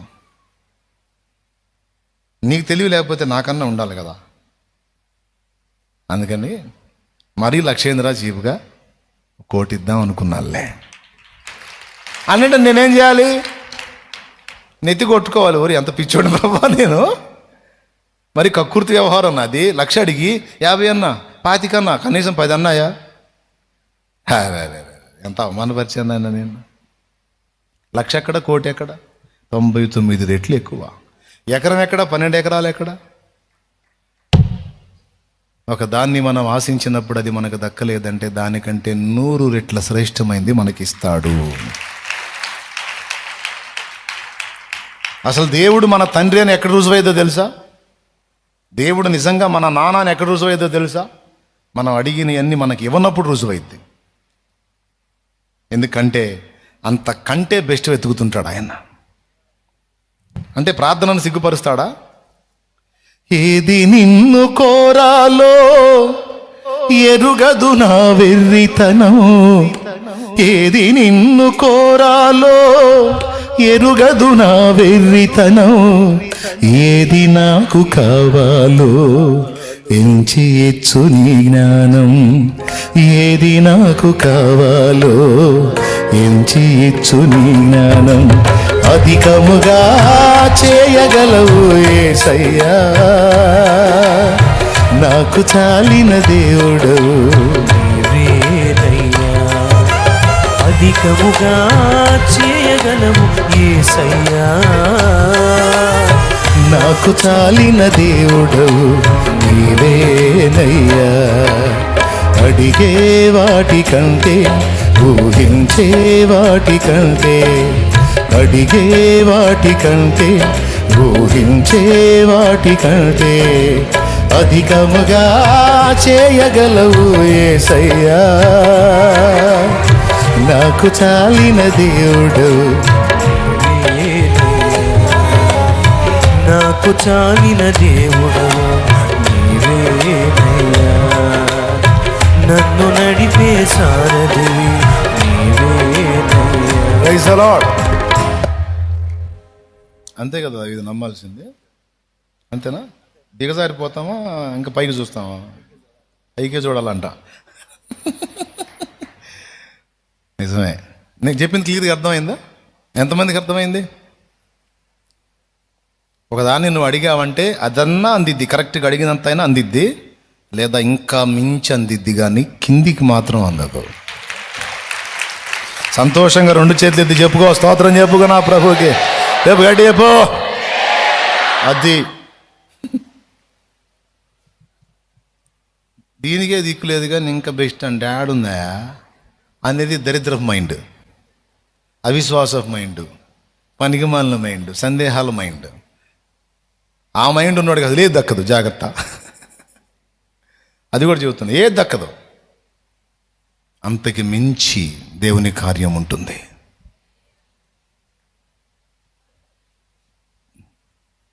ప్రతి వానికి తన నమ్మిక చొప్పున జరుగుతుంది. నీ నమ్మిక చొప్పునే నీకు కలిగింది అంటాడు, నీ విశ్వాసము చొప్పుననే నీకు కలిగింది అంటాడు, నీ విశ్వాసం చొప్పునే జరుగునుగాక అంటాడు. అన్నాడు లేదా బైబిల్లో? అన్నాడా లేదా? చాలా చోట్ల అన్నాడు. విశ్వాసం చొప్పున అయింది కాబట్టి కిందికి ఎందుకు వెళ్ళాలి? పైకి వెళ్దాం. దరిద్రంగా ఎందుకు అనుకోవాలి? విశ్వాసం ఉన్నతంగానే పెట్టుకుందాం. అది నేను చెబుతుంది. అయిపోయింది అయిపోయింది అయిపోయింది నేను ఎందుకు అనుకోవాలా? అంతకంటే బెస్ట్ దేవుడు కార్యం చేయబోతున్నాడని ఎందుకు అనుకో. విశ్వసించు, నిరీక్షించు, ఒకనాటికి నిజస్వరూపం చూస్తావు. అది జరిగిద్ది, అనుభవిస్తావు. డౌట్ వద్దు. ఇప్పుడు విశ్వసించు, నిరీక్షించు. నువ్వు విశ్వసించింది, నిరీక్షించింది ఒకరోజు దృశ్యంగా నీ ముందు ప్రత్యక్షమైద్ది, నిజస్వరూపాన్ని ధరించుకొని నీకు కనబడిద్ది.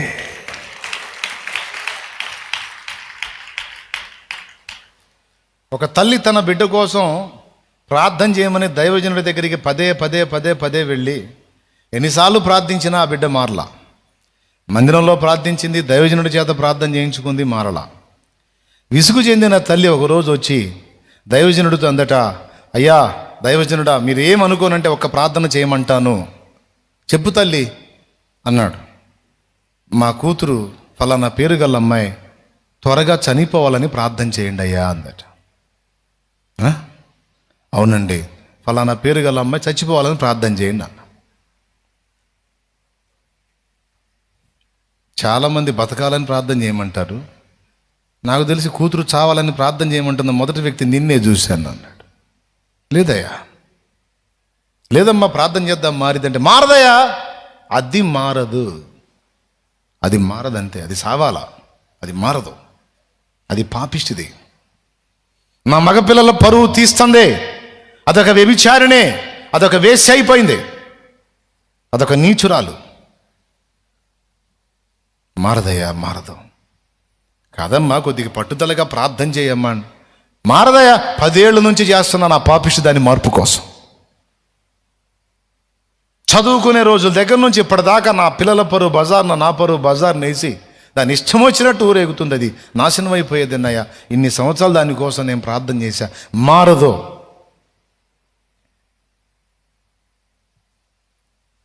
10 ఏళ్ళుగా నేను విశ్వాసం ఉంచి ప్రార్థన చేశాను, కానీ అది మారలేదు.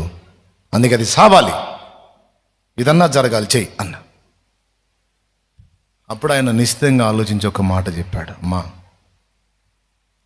మార్పు చెందాలని మనం ప్రార్థన చేస్తాం, కానీ నీ కూతురి గురించి నువ్వు ప్రార్థన చేశావు మార్పు చెందాలని. కానీ నీ కూతురు పేరెత్తే ప్రతిసారి కూడా నీ నోటితోనేమో ఆమె మార్పు కోసం ప్రార్థన చేస్తున్నావు, నీ హృదయంలోనేమో ఆమెను ఒక వ్యభిచారిణిగానే విశ్వసిస్తున్నావు. ఏమైనా అర్థమైంది నేను చెప్పింది మీకు? ఒక గొడ్రాలుగా ఉన్న నువ్వు బిడ్డ కోసం ప్రార్థన చేశావు అనుకో, నిజస్వరూపంగా బిడ్డ నీ ముందుకు ప్రత్యక్షం కాలా, ఖాళీ చేతులే. కానీ నేను చాలామంది ఆడపిల్లలకి ఏం చెప్పాను తెలుసా? నేను చేతులు ఉంచేటప్పుడు, నువ్వు మోకాళ్ళని ప్రార్థన చేసేటప్పుడు, నీ వట్టి చేతులలో ఒక సజీవుడైన బిడ్డని నువ్వు విశ్వసించమ్మా, ఆ విశ్వాసం చొప్పున జరిగిద్ది. అంటే లేకుండా ఎలా చూడగలను అంది. చేతులలో లేకుండా ఆ బిడ్డను విశ్వాస నేత్రాలతో చూచుట ఏ విశ్వాసం అంటే? లేని బిడ్డను నీ చేతుల్లో చూచుట ఏ విశ్వాసం అంటే? అసలు విశ్వాసం అంటేనే నిర్వచనం అది, లేని దాన్ని ఉన్నదని నమ్ముట. కంటికి కనబడంది ఉన్నదని నమ్ముట విశ్వాసం. అదృశ్యమైనవి ఉన్నవి. నేను చెప్పిన మాట మీద నీకు విశ్వాసం ఉంటే నువ్వు మోకరించి ప్రార్థన చేసేటప్పుడు నాకు పిల్లల్ని ఇయ్యయ్యా అని కాదు, నీ చేతుల్లో బిడ్డని విశ్వసించు. ఈ బిడ్డని నాకు ఇచ్చినందుకు నీ కృతజ్ఞతలు ప్రభువా, స్తోత్రం స్తోత్రం అని మహిమపరచు. ఇక ఇవ్వు అని అడగటం కాదు, చేతిలో బిడ్డను చూసి ఇచ్చినందుకు స్తోత్రం స్తోత్రం స్తోత్రం అని మహిమపరచు. ఖచ్చితంగా నువ్వు పొందుతావు. ఇదే శుక్రవారం ఫాస్టింగ్ ప్రేయర్లో కృప అనే పేరు కలిగిన ఓ సోదరి వివాహమై 17 సంవత్సరాల కాలం తర్వాత ఫాస్టింగ్ ప్రేయర్కి వచ్చి అడిగినప్పుడు ఆ బిడ్డకి ఇదే మాట చెప్పి ప్రార్థన చేశా. 17 ఏళ్ళు పెళ్ళాయి, నేను చేతులుంచుతున్నా, నీ గురించి నేనేం అడగను, ఈమె నమ్మిక చొప్పున, ఈమె విశ్వాసము చొప్పున చెయ్యి ప్రభువా అనే మాట మాత్రమే అంట. ఇక నువ్వేది విశ్వసిస్తావో విశ్వసించు సోదరి. నీ ఖాళీ చేతులుగా చూస్తావా? ఆ చేతులలో నువ్వు నమ్ముతున్న బిడ్డని స్వతంత్రించుకున్నట్టు విశ్వసిస్తావా? నువ్వేది నమ్ముతావో, నువ్వేది విశ్వసిస్తావో అదే నీ హృదయంలో కలిగి ఉండు, అదే జరుగునుగాక అని నేను అన్నాను. ఇదే శుక్రవారం ప్రార్థన రోజున ఆ బిడ్డ మీద చేతులుంచి నీ విశ్వాసము చొప్పున నా తండ్రి నీకు దయచేయునుగాక అని ఒక్కటే మాట నేను అంది. ఆమె విశ్వాసాన్ని, నా ప్రార్థనను సిగ్గుపరచలేదు. ఈరోజు ఆమెకి 2 పిల్లలు.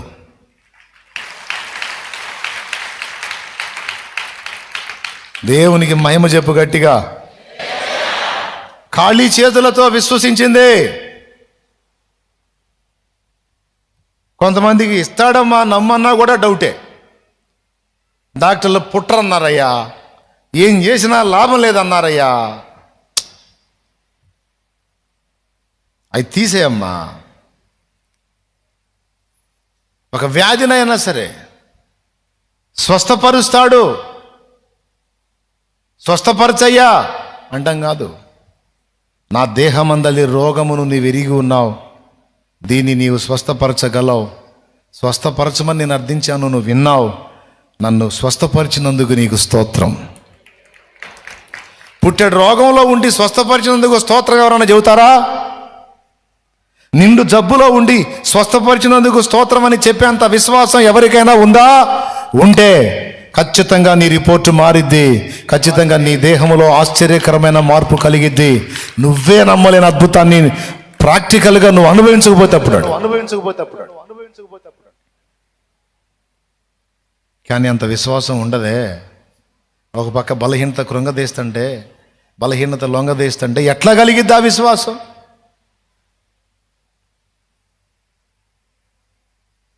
లేదు లేదు, ఆయన చేశాడు.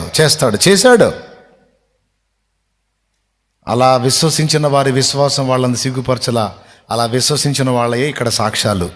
దాకా మీరు విన్న సాక్ష్యాలు, ఇక ముందు వినబోయే సాక్ష్యాలు, తర్వాత రాబోయే సాక్ష్యాలు.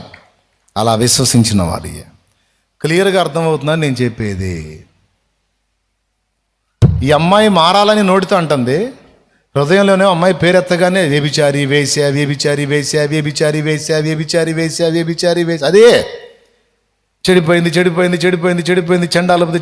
చండాలపతి. ఇది లోపల స్మరణ, బయటిగా మార్చాయ. లోపల చెడిపోయింది, మార్చాయ. నీ నమ్మిక చొప్పున నీ కలుగును అన్నాడు. పెదాలేమో మార్చమని మాట పలుకుతున్నాయి, లోపల నమ్మికేమో చెడిపోయింది, మారదు, మూర్ఖురాలు, దరిద్రపది, పాపిష్టిది, వేశ్యది. ఇప్పుడే జరుగుతుంది. పెదవులతో పలుకుతుందా, అంతరంగంలో విశ్వసించిందా? నిలబడలా. అబ్బా రైట్. అది పాపం 10 ఏళ్ళుగా తిప్పలబడిన అదే జరిగింది. అప్పుడు చెప్పాడు దైవజనుడు, పిచ్చిదాన్ని ఎంత తప్పు చేశావు. మీరు ప్రభువునొద్దకు వచ్చేటప్పుడు మొదట ఆయన ఉన్నాడనియు తన్ను వెదకు వారికి ఫలము దయచేయువాడనియు మొదట నమ్మవలెను కదా. నీ కూతురు ఉన్న పాపమును ఎందుకు బలమైనదిగా ఎంచావు? ఆ బలమైన పాపం నుంచి విడిపించగల దేవుడు బలవంతుడు అని ఆయన ఎందుకు నమ్మలేకపోయావు? ఇక నుంచి నీ కూతుర్ని అలా చూడొద్దు. నువ్వు మోకరించిన ప్రతిసారి నీ బిడ్డ కోసం ప్రార్థించేటప్పుడు ఆమెను ఒక వేశ్యగా, వ్యభిచారిగా, మూర్ఖురాలిగా, గర్వాంధురాలిగా, మాట వినని, పనికి మాలిన మొండిదానిగా చూశావు. అదే ఫిక్స్ అయిపోయింది అక్కడ. ఇక అలా చూడొద్దు. మారిన నీ కూతుర్ని చూడు నీ విశ్వాస నేత్రాలతో. ప్రభు పాదాల చెంతకొచ్చి నిలువు మోకాళ్ళేసి కన్నీటి ప్రార్థన చేస్తూ ప్రభువుని గోజాడుతున్న ఒక దీనురాలిని చూడు నీ విశ్వాస నేత్రాలతో. 10 ఏళ్లకు రాని జవాబు త్వరలో నువ్వు పొందుకుంటావు అన్నాడు. నీకు అర్థమైందా? హృదయంలో ఎలా విశ్వాసాన్ని ఏర్పరచుకోవాలి, ఎలా నిర్మించుకోవాలి, ఏ విధంగా మనం దర్శనం కలిగి ఉండాలనేది. నీ ఫ్యామిలీ పతనం అయిపోయిందండి, పతనం అయిపోయింది, ఇంకింతే, ఇదింతే అనొద్దు. కొన్ని అనుభవాల కోసం నాకు ఈ ఎడబాటు, ఈ శ్రమ, ఈ శోధన కలిగించాడు. ఒక దినము, దేవుడు నిర్ణయించిన దినము త్వరలో రాబోతుంది. ఆ దినమందు మా కుటుంబాన్ని తిరిగి కలిపిన నా దేవునికి స్తోత్రం.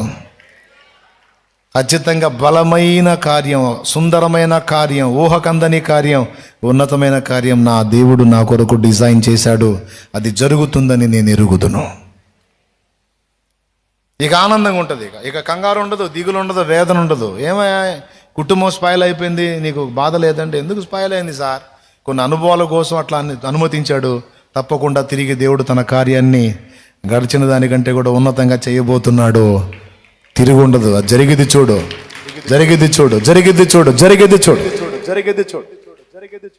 మారని భర్తను గురించి మారినట్టే విశ్వసించాలి, మారని భార్య గురించి మారినట్టే విశ్వసించాలి, మారని పిల్లల గురించి మారినట్టు విశ్వసించగలగాలి. లేదు, మారలేదు, కానీ విశ్వాసం లేని దాన్ని ఉందని చూపిస్తుంది కదా, అదృశ్యమైంది ఉందని రుజువు కదా, నిరీక్షించింది నిజస్వరూపంగా వచ్చింది కదా ఒక రోజుకి. అంటే నిజస్వరూపం లేని దాన్ని నిరీక్షించడం కదా. ఆ నిరీక్షణ విశ్వాసం గలదైతే నిజస్వరూపం ఏర్పడిద్ది కదా. ఏమో మరి మొత్తుకుంటున్నా, అర్థమవుతుందో లేదో మరి. మహారాజులు అమ్మా ఇంకా ప్రార్థన చేస్తా, అబద్ధాలు ఆడకుండా చెప్పండి, ఎంతమందికి అర్థమవుతుంది? ఆన్లైన్లో ఉన్నవాళ్ళు ఎవరన్నా ఉన్నారా బాబా? ఇక నువ్వు భౌతికంగా కోర్టు కేసుల్లో ఉన్నా, అప్పుల్లో ఉన్నా, సమస్యల్లో ఉన్నా, నువ్వు అనాల్సింది ఒక్కటే, నాకు నా అనుభవాల కోసం పెట్టాడు, ఈ మొత్తం తీసేశాడు. తీసేస్తాడు కాదు, తీసేశాడు అంతే. మనం మహిమలో, క్రీస్తులో మనం సింహాసనంలో కూర్చోలేదా?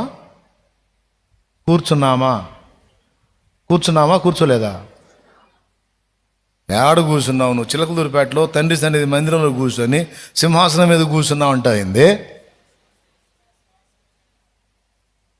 మరి ఎక్కడన్నా వాక్యం ఉందా నేను చెప్పిన దానికి? ఆయనతో కూడా సింహాసనమందు కూర్చుండబెట్టెను. ఏడుందో? ఎఫెస్లోనా కొలెస్లోనా? చూపిస్తా చూడు, బైబిల్ ఉంటే ఎత్తి.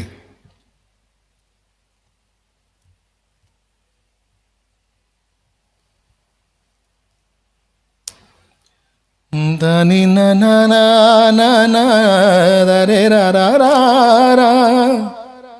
రాని దని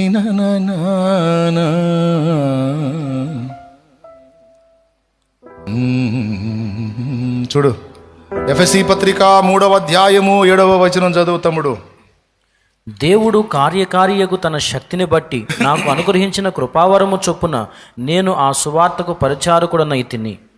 దేవుడు మన ప్రభువైన క్రీస్తు యేసునందు చేసిన నిత్య సంకల్పము చొప్పున పరలోకములో ప్రధానులకును అధికారులకును సంఘము ద్వారా తన యొక్క నానా విధమైన జ్ఞానము. ఒక్క నిమిషం నాయన, ఒక్క నిమిషం. 2వ అధ్యాయము 7 చదువు నాన్న.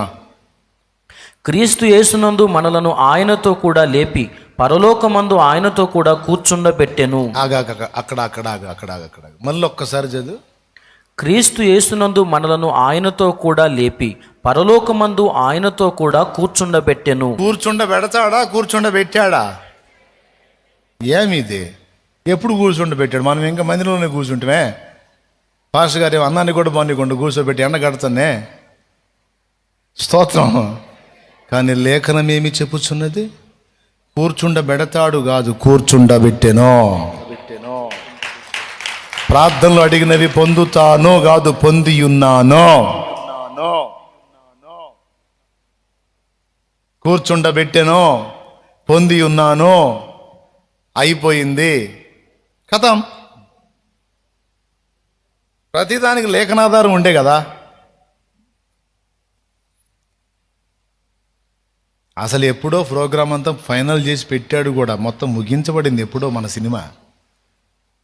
దేవునికేమో మన ఎన్ని అయిపోయిన సినిమాలు, మనమేమో చూస్తున్న సినిమాలు, మన నడుస్తున్న సినిమాలు మనకి. దేవుడికేమో అయిపోయింది, అందరి సినిమాలు అయిపోయినాయి. ఇప్పుడు ఈరోజు మనకు జరుగుతుంది కనుక ఓకే, నిన్న ఓకే, రేపు తెలుసా మనకి. కానీ రేపటి సినిమా ఏందో చూసేశాడు ఆయన.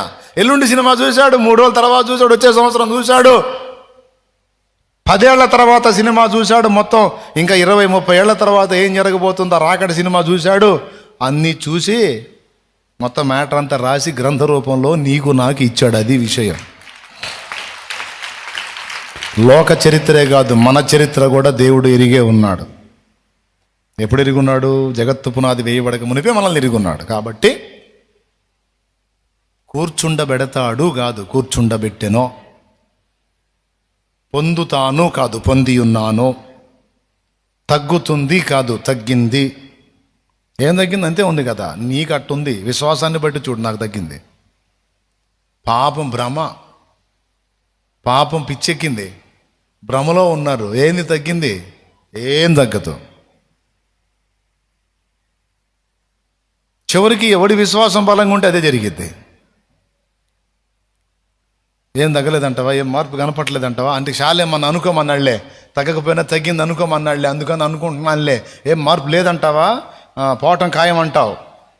సరే, చేసేది ఏముంది అంటే ఖచ్చితంగా చావగొడతారు వాళ్ళు, అంతే. తగ్గలేదు అన్నోడి దగ్గరికి నువ్వు ఒప్పుకోకూడదు. ఎవడో నువ్వు తగ్గలేదంటావు. ఆయన నన్ను స్వస్థపరిచి ఉన్నాడు, ఆయన నాకు జయమిచ్చి ఉన్నాడు, ఆ కేసు కొట్టేసి ఉన్నాడు ఆయన. నేను అదే నమ్ముతున్నాను, నేను అదే చూస్తున్నాను. అది చేసినందుకు స్తోత్రం చెప్తున్నాను. దీన్ని నేను చెప్పటం కాదు, యేసయ్య చేశాడు, అపోస్తలులు కూడా చేశారు. సంకెళ్ళు ఊడిపోయినాక స్తుతించారా? సంకెళ్లలో ఉండగానే స్తుతించారా? ఆ ఒక్క మొక్క చెప్పి ప్రార్థన చేయి.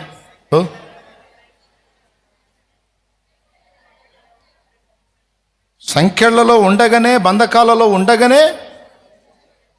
వాస్తవంగా మనమైతే ఎప్పుడు స్తుతిస్తాం తెలుసా? అబ్బాయి మొత్తం తెగిపోయినాయిరా సంఖ్యలన్నీ, పెద్ద భూకంపం వచ్చిందిరా, కూటమి పెడదామయ్యా, పాస్టర్ గారికి ఫోన్ చేయమ్మా. ఎప్పుడు అన్నీ అయిపోయి, డోర్లు కూడా ఊడిపోయి, శతాధిపతి చచ్చి అంత అయిపోయి మనం బయటికి వెళ్ళిన తర్వాత పాస్టర్ గారికి ఫోన్ వచ్చింది, కృతజ్ఞత కూటం సార్ సంఖ్యలు దిగిపోయినాయి అని. వాళ్ళు అప్పుడు కాదు, ప్రార్థన చేసి మనవి సమస్య దేవునికి అప్పచెప్పి మేము ఎక్కడ కూర్చుంటే సువార్త ఎవరు చెబుతారయా అన్ని జనుల దగ్గరికి వెళ్ళి ఏంది ఎడ కూర్చోబెట్టావేంది చూడు ఒక్కసారి అని అట్లా నోట్స్ రాశారు, పైకి విడిపించినందుకు స్తోత్రం చెప్పారు.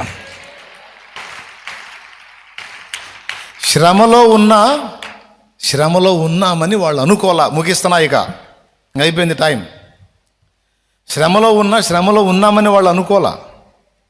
శ్రమలోనే ఉన్నారు, బంధకాల్లోనే ఉన్నారు, చెరసాల్లోనే ఉన్నారు, ఖైదీలుగా ఉన్నారు, దెబ్బలు తగిలి ఉన్నారు. మీలో ఎవరికైనా శ్రమ కలిగితే ఏం చేయాలన్నాడు యాకోబు రాసిన పత్రిక 5వ అధ్యాయం 13వ వచనం. అతడు ప్రార్థన చేయాలి. ఎవరికైనా సంతోషము కలిగిన అతడు ఏం చేయాలి? వారేమి చేసిరి? ప్రార్థన చేసిరి, కీర్తనలో పాడుచుండిరి. అంటే సంతోషం కలిగితేగా కీర్తనలు. ఏడ కలిగింది? ఒళ్ళంతా పచ్చడి ఆడ బిగించి కూర్చోబెడితే సంతోషం ఎట్ట కలిగిందంటే అదే విశ్వాసం అంటే. అదే విశ్వాసం అంటే. బంధకాలలో ఉండగానే, కార్యము జరగక మునిపే వాళ్ళు దేవుని నమ్మి దేవుని యందు విశ్వాసం ఉంచి ప్రార్థించాం, వెళ్ళింది, జవాబు వచ్చిద్దని సంతోషముతో కీర్తనలో పాడుతూ తమ విశ్వాసాన్ని వెలిబుచ్చారు. దేవుడు ఆగాడాయిక ఆ విశ్వాసం కార్యరూపం దాల్చకుండా ఆగలేదు. చూడండి, అదిగో కాళ్ళు కదలకుండా బొండ వేసి బిగించారు. అదిగో స్టార్ట్ అయింది, భూకంపం స్టార్ట్ అయింది. బంధకాల్లోనే ఉన్నారు, చెరసాల్లోనే ఉన్నారు, కదలకుండా కట్టివేయబడే ఉన్నారు. కానీ అట్లుండే దేవుని మహింపరుస్తున్నారు. వేణోళ్ళ కొనియాడినా నా ఆశయే తీరదే, నిన్నెంత కనపరచినా నా హృదయమే నిండదే. వేణోళ్ళ కొనియాడినా, బంధించబడ్డప్పుడే, కదలకుండా కట్టివేయబడ్డప్పుడే, శ్రమలో ఉన్నప్పుడే, సమాధానం రానప్పుడే, జవాబు లేనప్పుడే, ఏం జరిగిద్దో అర్థం కానప్పుడే ప్రార్థనకు జవాబు పొందాం, మనకు విడుదల వచ్చింది, కృతజ్ఞతలు చెబుతాం అని విశ్వాసాన్ని ప్రదర్శించారు. వాళ్ళకి ఆశ్చర్య, పక్క ఖైదీలకి. చాలా మంది ఖైదీలు వచ్చారా, ఈ టైప్ వాళ్ళని ఎవరిని చూడలేదు మనం. ఒళ్ళంతా పచ్చడయ్యేటట్టు తన్నులు తిని కాళ్ళు చేతులు కదలకుండా బొండ వేసి బిగిస్తే అట్టు కూర్చొని వెళ్ళిందిరా పాటలు పాడుతున్నారు. ఏం పాటలయ్యి? నాటకశాలలో వినబడే పాటలా? అబ్బే కాదు, అదేదో స్తుతిలాగుందిరా. స్తుతే? ఎవరిది? ఏదో యేసు యేసు యేసు అను నామం వినబడుతుందిరా. అవునా? యేసు అంటే నజరేయుడు గేసా? ఆయన సిలువ వేయబడి చంపబడ్డాడు కదా, ఆయనే పునరుద్ధానుడై తిరిగి లేచాడని వీళ్ళు ప్రకటిస్తారా? అవునా? అదే వాళ్ళ పాటల్లో కూడా వినపడుతుంది. ఆయన గురించే వాళ్ళు పాడుచు ఆయనను స్తుతిస్తున్నారు. అవునా? నేను కూడా వింటాను నిశ్శబ్దం, వాళ్ళ పాటలు వినబడుతున్నాయి. విడుదల పొందకముందే విడుదల పొందిన వాళ్ళు పాడిన పాటలు పాడుతున్నారు. బంధకాల్లో ఉండి విడుదల పొందినోడు పాడిన పాటలు పాడుతున్నారు. తమ్ముడు ఎన్నిసార్లు చెప్పాలి తమ్ముడు? అదే విశ్వాసం తమ్ముడు. చివరికి రిజల్ట్ ఏంది తమ్ముడు? బద్దలైపోయినాయి తమ్ముడు.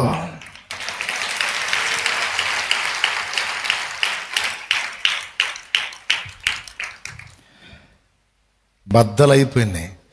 నా జీవిత యాత్రలో ఎన్నో తుఫానులు, నా జీవిత యాత్రలో ఎన్నో తుఫానులు, అయిన నా యేసు నా పక్షమయ్యుండగా, అయిన నా యేసు నా పక్షమయ్యుండగా, తుఫాను నన్నచి కెరటాల నాపి, తుఫాను నన్నచి కెరటాల నాపి నడిపించును నా యేసయ్యా నా విశ్వాస ఓడయాత్ర కొనసాగుచున్నది నా విశ్వాస ఓడయాత్ర కొనసాగుచున్నది కొనసాగించే యేసు నాకు తోడుండగా కొనసాగించే యేసు నాకు తోడుండగా తుఫానులైనా పెనుగాలులైనా తుఫానులైనా పెనుగాలులైనా ఆపలేవు నా యాత్రను నా విశ్వాస ఓడయాత్ర కొనసాగుచున్నది నా విశ్వాస ఓడయాత్ర కొనసాగుచున్నది. Praise the Lord. బంధకాల్లో ఉండి విడుదల పొందినట్టు స్తుతించారా? విడుదల వచ్చినాక స్తుతించారా? పొంది ఉన్నాం, కూర్చున్నాం, విడుదల వచ్చింది. సమస్య కొట్టివేయబడింది. మళ్ళా ఫ్రైడే కల్లా ఒక సాక్ష్యంతో నువ్వు ఇక్కడ నిలబడతావు. అది జరిగిద్ది. కథం అంతే. మళ్ళా ఫ్రైడే కల్లా ఇదే ప్లేస్లో నిలబడి నువ్వు సాక్ష్యం ఇస్తావు. నా దేవుడు ఈ కార్యము చేసి ఉన్నాడు, దాన్ని ముగించున్నాడు. అది నీ అనుభవంలోనికి ఇన్నాళ్ళు రాంది. ఇప్పుడు ఇప్పుడు ఇప్పుడు ఇప్పుడు దాన్ని నువ్వు అందుకోపోతున్నావు, అందుకుంటావు అంతే. ఇంక డౌట్ ఏం లేదుగా. హైదరాబాద్లో ల్యాండ్ ల్యాండ్ ల్యాండ్ ల్యాండ్ అని ఇప్పుడు 8 రౌండ్లు అయిపోయింది. పిచ్చుకొక్కలు తిన్నట్టు తిరుగుతున్నావు. ఆ కొండలు గుట్టలు లోయలు పల్లలు అన్నీ మాయాడ. అయినా టెన్షన్ లేదు, చింత లేదు, బాధ లేదు, దిగులు లేదు, విచారం లేదు, వేదన లేదు, జేబులో డబ్బులు కూడా లేవు. దేవునికి స్తోత్రం. అయినా టెన్షన్ లేదు. ఎందుకో తెలుసా? నేను అడిగింది ఇంత, నా దేవుడు సిద్ధపరిచేది ఎంతో కూడా నాకు తెలియదు.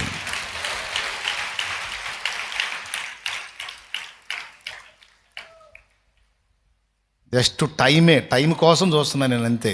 ఆయన నిర్ణయించిన నిర్ణయ కాలం ఒకటి ఉంటుంది. ఆ నిర్ణయ కాలం సమీపించినప్పుడు నేను అడిగిన దానికంటే, ఊహించిన దానికంటే అధికమైన కార్యం నా కోసం చేసి నా ముందు నిలబెడతాడు. ఆయన నిలబెట్టి ఉన్నాడు అంతే. ఇది అయిద్దో కాదో, జరిగిద్దో జరుగుద్దో ఏమో అని ఇంతమందికి చెప్పాడు. నేనంటే అట్టా బుద్ధి సిగ్గు శరం ఉండొద్దు నాకు, వీటన్నిటికీ మించి విశ్వాసం ఉండొద్దు. కాబట్టి ఇప్పుడు ఏమన్నా నేను ఆలోచిస్తాను దాని గురించి. నాకు సరిపోయిన దాన్ని దేవుడు దాచిపెట్టి ఉంటాడు, దానికి కావలసిన మనీని సమకూర్చే ఉంటాడు. ఆ సమయం వచ్చినప్పుడు నాయన రే ఇదిగో అక్కడ పెట్టాను తీసుకో అంటాడు. ఇప్పుడు నేనేం నమ్ముతున్నా? తెస్తాడు, ఇవ్వబోతున్నాడు అని కాదు, అన్నీ రెడీ చేసి ఆడ పెట్టి ఉంటాడు. పొదలో పొట్టేలు రెడీ చేసి పెట్టాడా లేదా? ఏమయ్యా, ఎప్పుడు రెడీ చేసి పెట్టాడు? ఏం అపరాంగు తెలీదు, నీకు నాకు తెలీదు. మరి ఎంతకాలం అయిందో మరి. కరెక్ట్ టైంకి రెడీ చేసి పెట్టాడా లేదా? అది ముందే సిద్ధపరచబడిందా తర్వాత? అట్లాగా నీకు నాకు కూడా మొత్తం రెడీ చేసి అక్కడ ఉంటుంది అంతే. నేను మెస్పరైజ్ చేయట్లా, నేను మా అంతకన్నా చేయట్లా. నేను దేవుని వాక్యాన్ని బట్టి ఉన్నది ఉన్నట్టు యథార్థంగా చెప్తున్నా. నా తండ్రి అట్లాంటోడు. నా తండ్రి మనల్ని ప్రేమిస్తాడు, మనం తపన పడతాం, ఆయన సిద్ధపరిచే ఉంచుతాడు. మనుషులం కాదు, మనకి ఏదొచ్చినా ఆగదు. తపన అయిందాక ఒకటే గోల. ఓయమ్మ, దానికి ఏడుపులు, పెడపప్పులు, సీదేటాలు, కుంగుబాట్లు, నిరాశ, నిస్పృహ, ఏడాడు దరిద్రం అంతా మన దగ్గరే కనపడింది. రానియొద్దు, అది రానియొద్దు, అది రానియొద్దు. తీసే మరి ఇంకేంది చూద్దాం సాక్ష్యం నెక్స్ట్ ఫ్రైడే. Any doubt? వీటన్నిటితో పాటు నువ్వు దోషములు ఒప్పుకున్నావు, క్షమించాడు అని కూడా విశ్వాసమే ఉంచాలి. క్షమించానని నీతో చెప్పాడా అంటాడు సైతాన్. చెప్పాడు అనాలి నువ్వు. ఎక్కడ చెప్పాడు? ఫోన్ చేశాడా? నంబర్ ఏది అంటాడు. ఫోన్ చేశాడు, నంబర్ ఉంది అను. చెప్పు, నంబర్ చెప్పు, నేను కూడా కనుక్కుంటాను అంటాడు. అప్పుడు చెప్పు, 1 యోహాను పత్రిక 1వ అధ్యాయము 7-8 వచనాలు. 1:1-7-8 ఇదిరా నంబర్, కొట్టురా, మాట్లాడతాడు. అయితే ఆయన వెలుగులోనున్న ప్రకారము మనమును వెలుగులో నడిచిన ఎడల మనము అన్యోన్య సహవాసము గలవారమై ఉందుము. అప్పుడు ఆయన కుమారుడైన యేసు రక్తము ప్రతి పాపము నుండి మనలను పవిత్రులనుగా చేయును. అబ్బా, అయిపోయిందా? మనము పాపము లేని వారమని చెప్పుకున్న ఎడల మనలను మనమే మోసపుచ్చుకొందము, మరియు మనలో సత్యం ఉండదు. మన పాపములను మనము ఒప్పుకొనిన ఎడల ఆయన నమ్మదగిన వాడు, నీతిమంతుడు గనుక ఆయన మన పాపములను క్షమించి సమస్త దుర్నీతి నుండి మనలను పవిత్రులనుగా చేయును. ఇది చెప్పాడురా నాకు. ఎట్లా కాదు, ఇంకా క్లియర్గా చేయును అన్నాడు, చేశాను అనలేదుగా. ఓహో అట్టనా, చేశాడా? చేశాను అనాలా? సరే, ఓల్డ్ టెస్ట్మెంట్ బామ్మ 32వ కీర్తన 5వ వచనం. నా దోషమును కప్పుకొనక నీ ఎదుట నా పాపము ఒప్పుకొంటిని, యెహోవా సన్నిధిని నా అతిక్రమములు ఒప్పుకొందును అనుకొంటిని, నీవు నా పాప దోషమును పరిహరించి ఉన్నావు. అది నా చేతికి కూడా ఇచ్చాడు కనుక ఆ వచనం నాది కూడా అంట.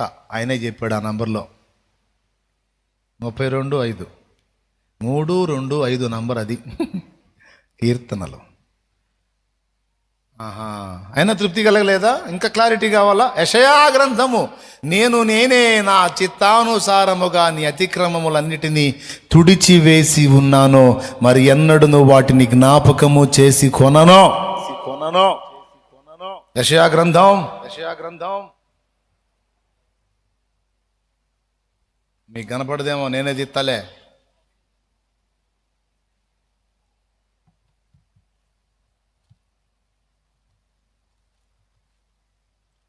యెషయా గ్రంథము, హల్లెలూయా హల్లెలూయా, 43వ అధ్యాయం 25వ వచనం, 24 నుంచి లేకపోతే 22 నుంచి చదువుతాయినో. యాకోబు 43:22 అండి. నీవు నాకు మొర్ర పెట్టుట లేదు, ఇశ్రాయేలు నన్ను గూర్చి నీవు విసిగితివి కదా.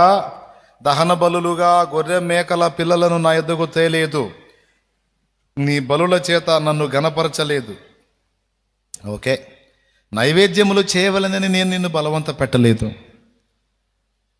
ధూపము వేయవలనని నేను నిన్ను విసిగింపలేదు. నా నిమిత్తము సువాసన గల లవంగపు చెక్కను నీవు రోకలిచ్చి కొనలేదు, నీ బలి పశువుల క్రొవ్వు చేత నన్ను తృప్తిపరచలేదు. సరే కదా, నీ పాపముల చేత నీవు నన్ను విసిగించితివి, నీ దోషముల చేత నన్ను ఆయాస పెట్టితివి. అయినా నేనే నా చిత్తానుసారముగా నీ అతిక్రమములను తుడిచివేయుచున్నాను, నేను నీ పాపములను జ్ఞాపకము చేసి కొనను. ఇంకా కావాలా వాడికి, సైతానికి? ఈ నంబర్లన్నీ చెప్పండి వాడికి. చేస్తాను అన్నాడు, చేశాను అని కూడా అన్నాడు. రా పిచ్చాయి పోరా అని చెప్పాలి వాడికి, ఆ పిచ్చాయి గాడికి. ఏం చెప్పాలా? నేను ఒప్పుకున్నప్పుడే నా తండ్రి నన్ను క్షమించి తన రక్తముతో నన్ను కడిగి పరిశుద్ధపరిచాడు, నూతన పరిచాడు అని నమ్మాలి. కానీ దేవుడు కొట్టేసిన కేసుల్ని మళ్ళా దేవుని ముందుకు తెచ్చి పదే పదే పదే ఆత్మన్యూనతా భావంలోకి వెళ్ళి, అపరాధ భావంలోకి వెళ్ళి అవిశ్వాసుల్లాగా ప్రవర్తించొద్దు. అది పాపమే అయింది. ఒక పొరపాటు పడటం ఎంత తప్పో, ఆ తప్పును దేవుని ముందు ఒప్పుకున్నప్పుడు దేవుడు క్షమించాడని నమ్మకపోవటం కూడా తప్పే. అది అవిశ్వాసం కింద వచ్చింది. అలాంటి అవిశ్వాసిని దేవుడు కూడా ఏం చేయలేడు. అలా నన్ను క్షమించలేడు అని అనుకొని ఫిక్స్ అయ్యాయి కదా యోధ ఊరేసుకొని వచ్చింది. నన్ను క్షమించాడు. నేను ఎప్పుడైతే ఒప్పుకున్నానో లేఖనాల ప్రకారం, అసలు ఒప్పుకున్నప్పుడు కాదు, ఒప్పుకుందాం అనుకున్నప్పుడే కొట్టేశాడంట. 32:5 మళ్ళీ ఒక్కసారి చదవండి. నా దోషమును కప్పుకొనక నీ ఎదుట నా పాపము ఒప్పుకొంటిని, యెహోవా సన్నిధిని నా అతిక్రమములు ఒప్పుకొందును అనుకొంటిని, నీవు నా పాప దోషమును పరిహరించి ఉన్నావు. ఒప్పుకుందాం అనుకున్నాడంట, ఇంటికాడ మందిరానికి పోయి ఒప్పుకుందామని. అప్పుడే చూసి కేసు కొట్టేసిందంట. అసలు కేసే లేదంట. ఇది ఇంకా నువ్వు ఒప్పుకోలేదు. తప్పిపోయిన కుమారుడు తండ్రి దగ్గరికి తిరిగి వచ్చి, తండ్రి, పరలోకమునకు విరోధముగా నీకు విరోధముగా నేను పాపం చేసిందని వాడు ఏదో అనుకున్న ఆ ప్రోగ్రాం అంతా అవుట్ చేయకముందే ఇవన్నీ చెప్పినాక అప్పటిదాకా ఆయన పైన కూర్చొని, రే ఆగురా, ఆగక్కడ, ఏ ముఖం పెట్టుకొని వచ్చావరా దరిద్రుడా, దౌర్భాగ్యుడా, చండాలుడా, ఛీ హో అన్నాడా? అంటే వాడి రిహార్సల్ అంతా వర్కౌట్ అయింది. తండ్రి, నేను నీకు విరోధంగా పరలోకానికి విరోధంగా పాపం తెచ్చుకున్నాను, నీ కుమారుడు అనిపించుకున్నకు యోగ్యుడిని కాదు, నీ దాసునిగా నన్ను ఉండనేమో అనాలి. ఈ డైలాగులన్నీ చెప్పాలి. చెప్పినాక సరే వస్తున్నా నాగు అని అప్పుడు దిగి రావాలి. ఈ సీన్లన్నీ జరిగినాయి. ఆడ ఏసై చెప్పాడా? వీడు ఆ గల్లీ ఎప్పుడైతే తిరిగాడు, ఆయన ఉన్న బజార్కి ఎప్పుడైతే తిరిగాడు, అల్లంత దూరంలోనే ఉండి గుర్తుపట్టాడు. అద్దుగోరా నా కొడుకు వస్తున్నాడు అన్నాడు. కొడుకేం సార్ పనికి వెళ్ళాడు కదండి, వాడు కాదురా చిన్నోడురా, అదిగదిగదిగో వస్తున్నాడు, చిన్నోడు వస్తున్నాడు చూడరా అన్నాడు. సార్ ఆడేవాడు సార్ బిచ్చగాడు ఉన్నాడు, మన అబ్బాయి ఏంది సార్ బిచ్చగాడేరా, నా నుండి దూరం అయినోడు అదే అవుతాడు, వాడేరా ఊరుగాడు సార్, మన అబ్బాయి అట్లా ఎందుకు ఉంటాడు, మన అబ్బాయి దొరబాబాయిదా, దొరబాబా నా దగ్గర ఉన్నప్పుడు రాది, నా దగ్గర ఉన్నప్పుడు నాకు దూరమై అదిగో అవతారంతో వచ్చాడు. ఎట్లా తెలుసు సార్? ఒరే నా కొడుకు రావాడు, వాడి నడక, వాడి అవతారం, వాడి కదలిక, జన్మనిచ్చినోడిని నాకు కాక నీకు తెలిసిద్దంటాడులే అని దిగెళ్ళాడు. అల్లంత దూరంలో ఉండగానే ఇప్పుడు నేను చెప్పిన ఏడుస్తా మాట్లాడాడు. అదిగో నా బిడ్డ తప్పు తెలుసుకొని వస్తున్నాడు రా అని పరిగెత్తుకుంటా, పెద్ద వయసోడో చిన్న పిల్లాళ్ళ పరిగెత్తుకుంటా వెళ్ళి వాడల్లంత దూరంలో ఉన్నప్పుడు అమాంతం వెళ్ళి వాడిని హత్తుకొని వాడి మెడ మీద పడి ముద్దులు పెట్టుచుండెను అనుంది. వాడు పందుల దొడ్లో నుంచి కంపు కొడతా వచ్చాడు. ఆయన వాడి కంపును లక్ష్య పెట్టాల ప్రేమ, అలాగూ పడి ముద్దులాడింది ప్రేమ. వాడు చెప్పిన తర్వాత ముద్దు పెట్టాడా? ముద్దు పెట్టిన తర్వాత వాడి మ్యాటర్ అంతా చెప్పాడా? అంటే ముద్దు ఎప్పుడు పెడతాం? పరిహరించినప్పుడు పెడతామా? పరిహరించకపోతే పెడతామా? వాడు నాన్న దగ్గరికి వెళదాం అనుకున్నప్పుడే నాన్న క్షమించాడు. నువ్వు నాన్నతో ఒప్పుకోవాలి ఈ తప్పుని అనుకున్నప్పుడే కొట్టేశాడు. అప్పుడే అయిపోయింది. అది ఏంటంటే నీ ఆత్మతృప్తి కోసం వచ్చి ఒప్పుకుంటున్నావు, ఓకే పో, ఇందాకనే అయిపోయింది అది అంటాడు. నేను ఒప్పుకోకముందు ఎట్ట కొట్టేసావు తండ్రి, ఏడ్చావులే, అసలు ఇంకోసారి అలా చేయకూడదు, తప్పు చేశాను నాన్న ఫీల్ అవుతాడని నువ్వు నా గురించి ఆలోచించి బాధపడ్డావు చూడు, అప్పుడే వదిలేశాను నేను. పో, ఒప్పుకున్నావుగా, నాన్నకు చెప్పాలి నేను తప్పు చేశాను, సరి చేసుకోవాలి, ఇంకోసారి చేయకూడదు అని మనసులో అనుకున్నావుగా, నాకు వినపడిందిరా, అప్పుడే తుడిచేశాను, ఇంకేం లేదు పో.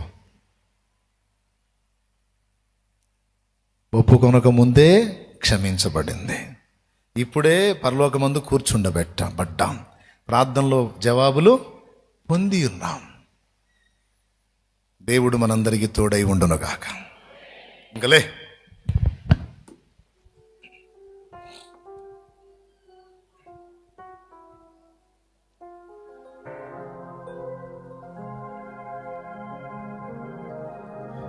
ఆయనను విశ్వసించాలి.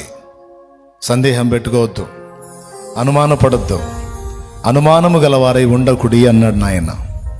ఈ శుక్రవారం వేళ మరి తిని కొంతమంది, తినక కొంతమంది ఉపవాసాలుండి దేవుని పాదాల దగ్గరికి వచ్చి ఇంతసేపు ప్రార్థనలో గడిపారు. చక్కగా దేవుని వర్తమానం కూడా నిండుగా విన్నారు. విన్న దాని చొప్పున ఇక డౌట్లా లేకపోతే స్తుతులా? డౌట్లా స్తుతులా? అది హల్లెలూయా. మహాపరిశుద్ధ తండ్రి, నీకు వందనాలు. మా బిడ్డలందరిని ఇందాక మోకరింపజేసి వారి తప్పులు ఒప్పించి వారిని ఆరాధన చేయించి వారి పక్షంగా చేసిన ప్రార్థన ఆలకించి వారికి విడుదల ఇచ్చినందుకు ఈ స్తోత్రములు, స్తోత్రములు, స్తోత్రములు. వారి జీవితాల్లో నీవు కార్యములు చేసినందుకు ఈ స్తోత్రములు, స్తోత్రములు, స్తోత్రములు. వారి రోగముల నుంచి వారిని విడిపించినందుకు, వారి శ్రమల నుంచి, సమస్యల నుంచి, బాధల నుంచి, అప్పుల నుంచి, ఇరుకుల నుంచి, ఇబ్బందుల నుంచి, నాయన గొడ్రాలితనము నుంచి, లేమి నుంచి, దరిద్రత నుంచి, నింద నుంచి, అవమానం నుంచి, కేసు నుంచి, వ్యాధి నుంచి, బాధ నుంచి, శత్రు భయము నుంచి విడిపించినందుకు స్తోత్రములు, స్తోత్రములు, స్తోత్రములు, స్తోత్రములు, స్తోత్రములు, స్తోత్రములు, స్తోత్రములు. సాక్ష్యములుగా నిలిపినందుకు స్తోత్రములు, స్తోత్రములు, స్తోత్రములు. అడుగు వాటి కంటెను, ఊహించే వాటి కంటెను అధికమైన కార్యములు చేసినందుకు స్తోత్రములు, స్తోత్రములు, స్తోత్రములు, స్తోత్రములు, స్తోత్రములు, స్తోత్రములు, స్తోత్రములు. వారి కన్నీటిని నాట్యముగా మార్చినందుకు స్తోత్రములు, స్తోత్రములు, స్తోత్రములు, స్తోత్రములు. ఇది మొదలుకొని నీ పిల్లలను నీవు ఆశీర్వదించినందుకు స్తోత్రములు, స్తోత్రములు, స్తోత్రములు, స్తోత్రములు. గొప్ప గొప్ప కార్యములను సిద్ధపరిచి జరిగించినందుకు స్తోత్రములు, స్తోత్రములు, స్తోత్రములు, స్తోత్రములు. మార్పు లేని వ్యక్తులను మార్చినందుకు స్తోత్రములు, స్తోత్రములు, స్తోత్రములు, స్తోత్రములు, స్తోత్రములు. 10 సంవత్సరములు ప్రార్థించినారా అని జవాబు. దైవజనుని మాట చొప్పున ఆమె ప్రార్థించినప్పుడు కొద్ది రోజులలోనే కుమార్తెను తీసుకొని మందిరానికి రావటం జరిగింది. ఆమె మార్పు చెందటం జరిగింది. అప్పుడు దైవజనుడితో చెప్పింది, అయ్యా, నేను నా కూతుర్ని ఒక వేశ్యగా, వ్యభిచారిగా, పాపిష్టిదానిగా చూస్తానే ప్రార్థన చేశాను. నువ్వు చెప్పిన తర్వాత నా ఆలోచనను దిద్దుకున్నాను. మారిన వ్యక్తిగా, నాకంటే భక్తి కలిగిన వ్యక్తిగా, ప్రార్థనా పరురాలిగా, కన్నీటి విజ్ఞాపనకర్తగా నేను ఆమెను చూస్తూ ప్రార్థించాను. నా విశ్వాసమును దేవుడు నెరవేర్చి, ఇదిగో ఈమె నా కూతురు, ఇది చెడిపోయిన కూతురు కాదు, ఇప్పుడు భక్తి కలిగిన కూతురుగా మారిపోయిందయ్యా అని ఆ తల్లి దైవజనుడికి సాక్ష్యం ఇవ్వటం అనేది ఒక అద్భుత సాక్ష్యం. మా ముందుకు నువ్వు తెచ్చావేసయ్యా. ఈరోజు మారని కుటుంబ సభ్యుల విషయంలో కూడా మేము అలాంటి విశ్వాసం గలవారమై ఆ విధమైన దృష్టితో, దృక్పథంతో చూడటానికి సహాయము చేయండి. నీకు వందనాలు, స్తుతులు, స్తోత్రాలు. కొంతమందికి లేనిపోని నిందలు వచ్చి నలుగురిలో ఆరడిపరచబడ్డారు, అవమానపరచబడ్డారు. ఈ అవమానానికి ప్రతిగా ఇంకా కొద్ది దినములలో వారిని గంభీరంగా నువ్వు గణపరచబోతున్నావు. నీ పిల్లలను గణపరచబోతున్నావు. ఎంత అవమానం ఎదురైందో దానికి రెట్టింపు ఘనత, రెట్టింపు రెట్టింపు రెట్టింపు ఘనతని నువ్వు ఇచ్చినందుకు ఈ స్తోత్రం, స్తోత్రం, స్తోత్రం, స్తోత్రం. నా ప్రియ సోదరి సోదరుడా, నువ్వు పొందిన అవమానము ఎంత ఘోరముగా ఉన్నది నీవే ఎరుగుదువు. ఇంత అవమానానికి నీకు అనుమతించిన నా దేవుడే దానికి రెట్టింపు ఘనతను, మహిమను నీకు ఇవ్వబోతున్నాడు. కొద్ది దినములలో నీవు దాన్ని అనుభవిస్తున్నావు. అది నీ జీవితంలో జరిగి తీరుతుంది. నా దేవుడు నీ విశ్వాసాన్ని సిగ్గుపరిచేవాడు కాదు అని తెలియజేయమంటున్నాడు. ఎస్, లేఖనంలో ఆయన సాక్ష్యం ఇచ్చున్నాడు. ఈ విశ్వాసము, నిరీక్షణ మనలను సిగ్గుపరచదో. ఈ విశ్వాసం కలిగి మేము ముందుకు సాగున్నట్లు మాకు బలాభివృద్ధి కలిగించు. నాకింత అవమానం కలిగించాడంటే నా దేవుడు గొప్పగా నన్ను ఘనపరచబోతున్నాడు, లేవనెత్తబోతున్నాడు. మునుపటి కంటే అధికమైన కార్యములు, గంభీరమైన కార్యములు నా ఎడల, నా కుటుంబం ఎడల, నా బిడ్డల ఎడల జరిగించబోతున్నాడు. జరిగించినాడు, జరిగించినాడు, జరిగించినాడు, జరిగించి ఉన్నాడు. ఆయనకే మహిమ, ఘనత యేసు నామములో పొంది ఉన్నాం తండ్రి. ఆమేన్. మన తండ్రి అయిన దేవుని ప్రేమ, ఆయన ప్రియ కుమారుడు మనందరి ప్రాణ పీడనే శాశ్వత నిత్య కృప, పరిశుద్ధాత్మతోడి మనోహర దివ్య సహవాసం, సమాధానం సమకూడిన మనకు సకల పరిశుద్ధులకు సార్వత్రిక సంగమంతుడికి సదా తోడి నిత్యత్వంలో మనము చేరు పర్యంతం మమ్మల్ని నడిపించును గాక. ప్రవేశ రక్తమునకు జై, ప్రవేశ రక్తమునకు జై. యేసు నామమునకు సంపూర్ణ విజయం కలుగును గాక. ఆమేన్. హల్లెలూయా. హల్లెలూయా, హల్లెలూయా.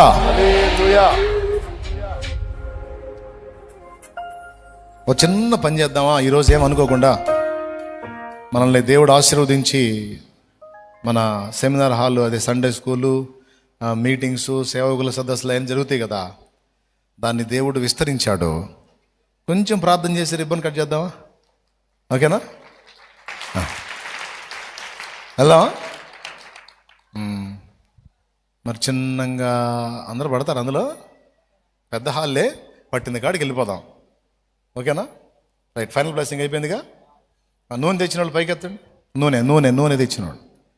ప్రభా, బిడ్డల విశ్వాసంతో తెచ్చుకున్న నూనె, నాడు అపోస్తలులు నూనె రాసి ప్రార్థించి అనేకులకు స్వస్థత కలిగించినట్టుంది. ఈరోజు నీ బిడ్డలు కూడా రోగులకు అది రాసి ప్రార్థించడం ద్వారా స్వస్థత చేకూర్చు. సమస్త బలహీనతల నుంచి, రోగముల నుంచి విడుదల, దయ్యముల నుంచి విడుదల, మంత్ర ప్రయోగాల నుంచి విడుదల, కఠినమైన జబ్బుల నుంచి యేసు నామములో విడుదల దయచేసినందుకు కృతజ్ఞతలు చెల్లిస్తూ యేసు నామములో పొంది ఉన్నాం తండ్రి. ఆమేన్. పదండి, ఆ హాల్ ముందుకు పదండి. అక్కడ ఏర్పాటు చేశారా? పదండి, అక్కడ ప్రార్థన చేసి దాన్ని దేవునికి ప్రతిష్ఠ చేద్దాం. పునః ప్రతిష్ఠ. వెళ్ళిపోదాం, పదండి.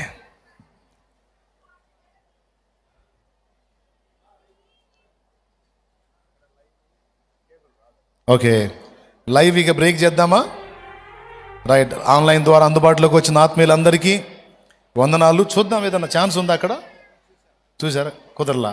సరే, మీకు ఇప్పుడు చూసే ఛాన్స్ లేదు. మేము వెళ్ళి దాన్ని ప్రతిష్ఠ చేస్తాం. తర్వాత దేవుని చిత్తం అయితే మీకు వీడియో వచ్చింది, ఒక వీడియో కట్టింగ్ పెట్టండి, అది చూస్తారు మన వాళ్ళు. రైట్. అందరికీ వందనాలు. మరి దేవుడు బలమైన కార్యాలు చేసి ఉన్నాడని నమ్మి ధైర్యం తెచ్చుకోండి. దేవుని బలమైన కార్యాలు తప్పకుండా మీరు అనుభవిస్తారు. అర్థం కాలేదమ్మా?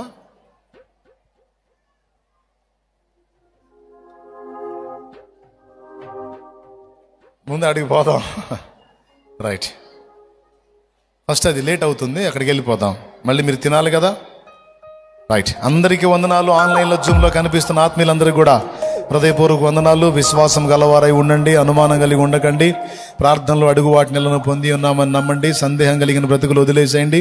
విశ్వాస నేత్రాలతో చూసి అడిగి స్వతంత్రించుకొని రేపు సాక్షులుగా నిలవండి. కృప మనందరికీ తోడై ఉండునుగాక.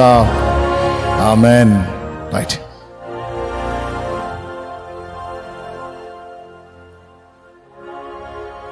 రైట్.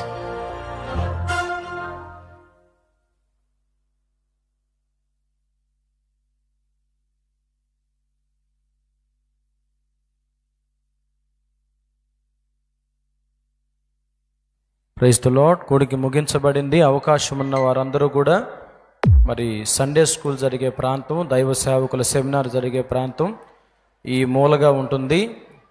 అనుకూలతున్న ప్రతి ఒక్కరు కూడా అక్కడికి వెళ్ళిపోండి. దేవుడు మనకిచ్చిన నూతన సెమినార్ హాల్ని, సండే స్కూల్ని ప్రార్థనాపూర్వకంగా ప్రారంభించుకుందాం. దైవజనులు అక్కడికి రాబోతా ఉన్నారు కాబట్టి ఆసక్తి కలిగిన వారందరూ కూడా అక్కడికి వెళ్ళిపోదాం. మిగిలిన వారు ఆహారం తినండి, ప్రార్థనలో ఉండండి. మీ కొరకు ప్రార్థన చేయటం జరిగింది.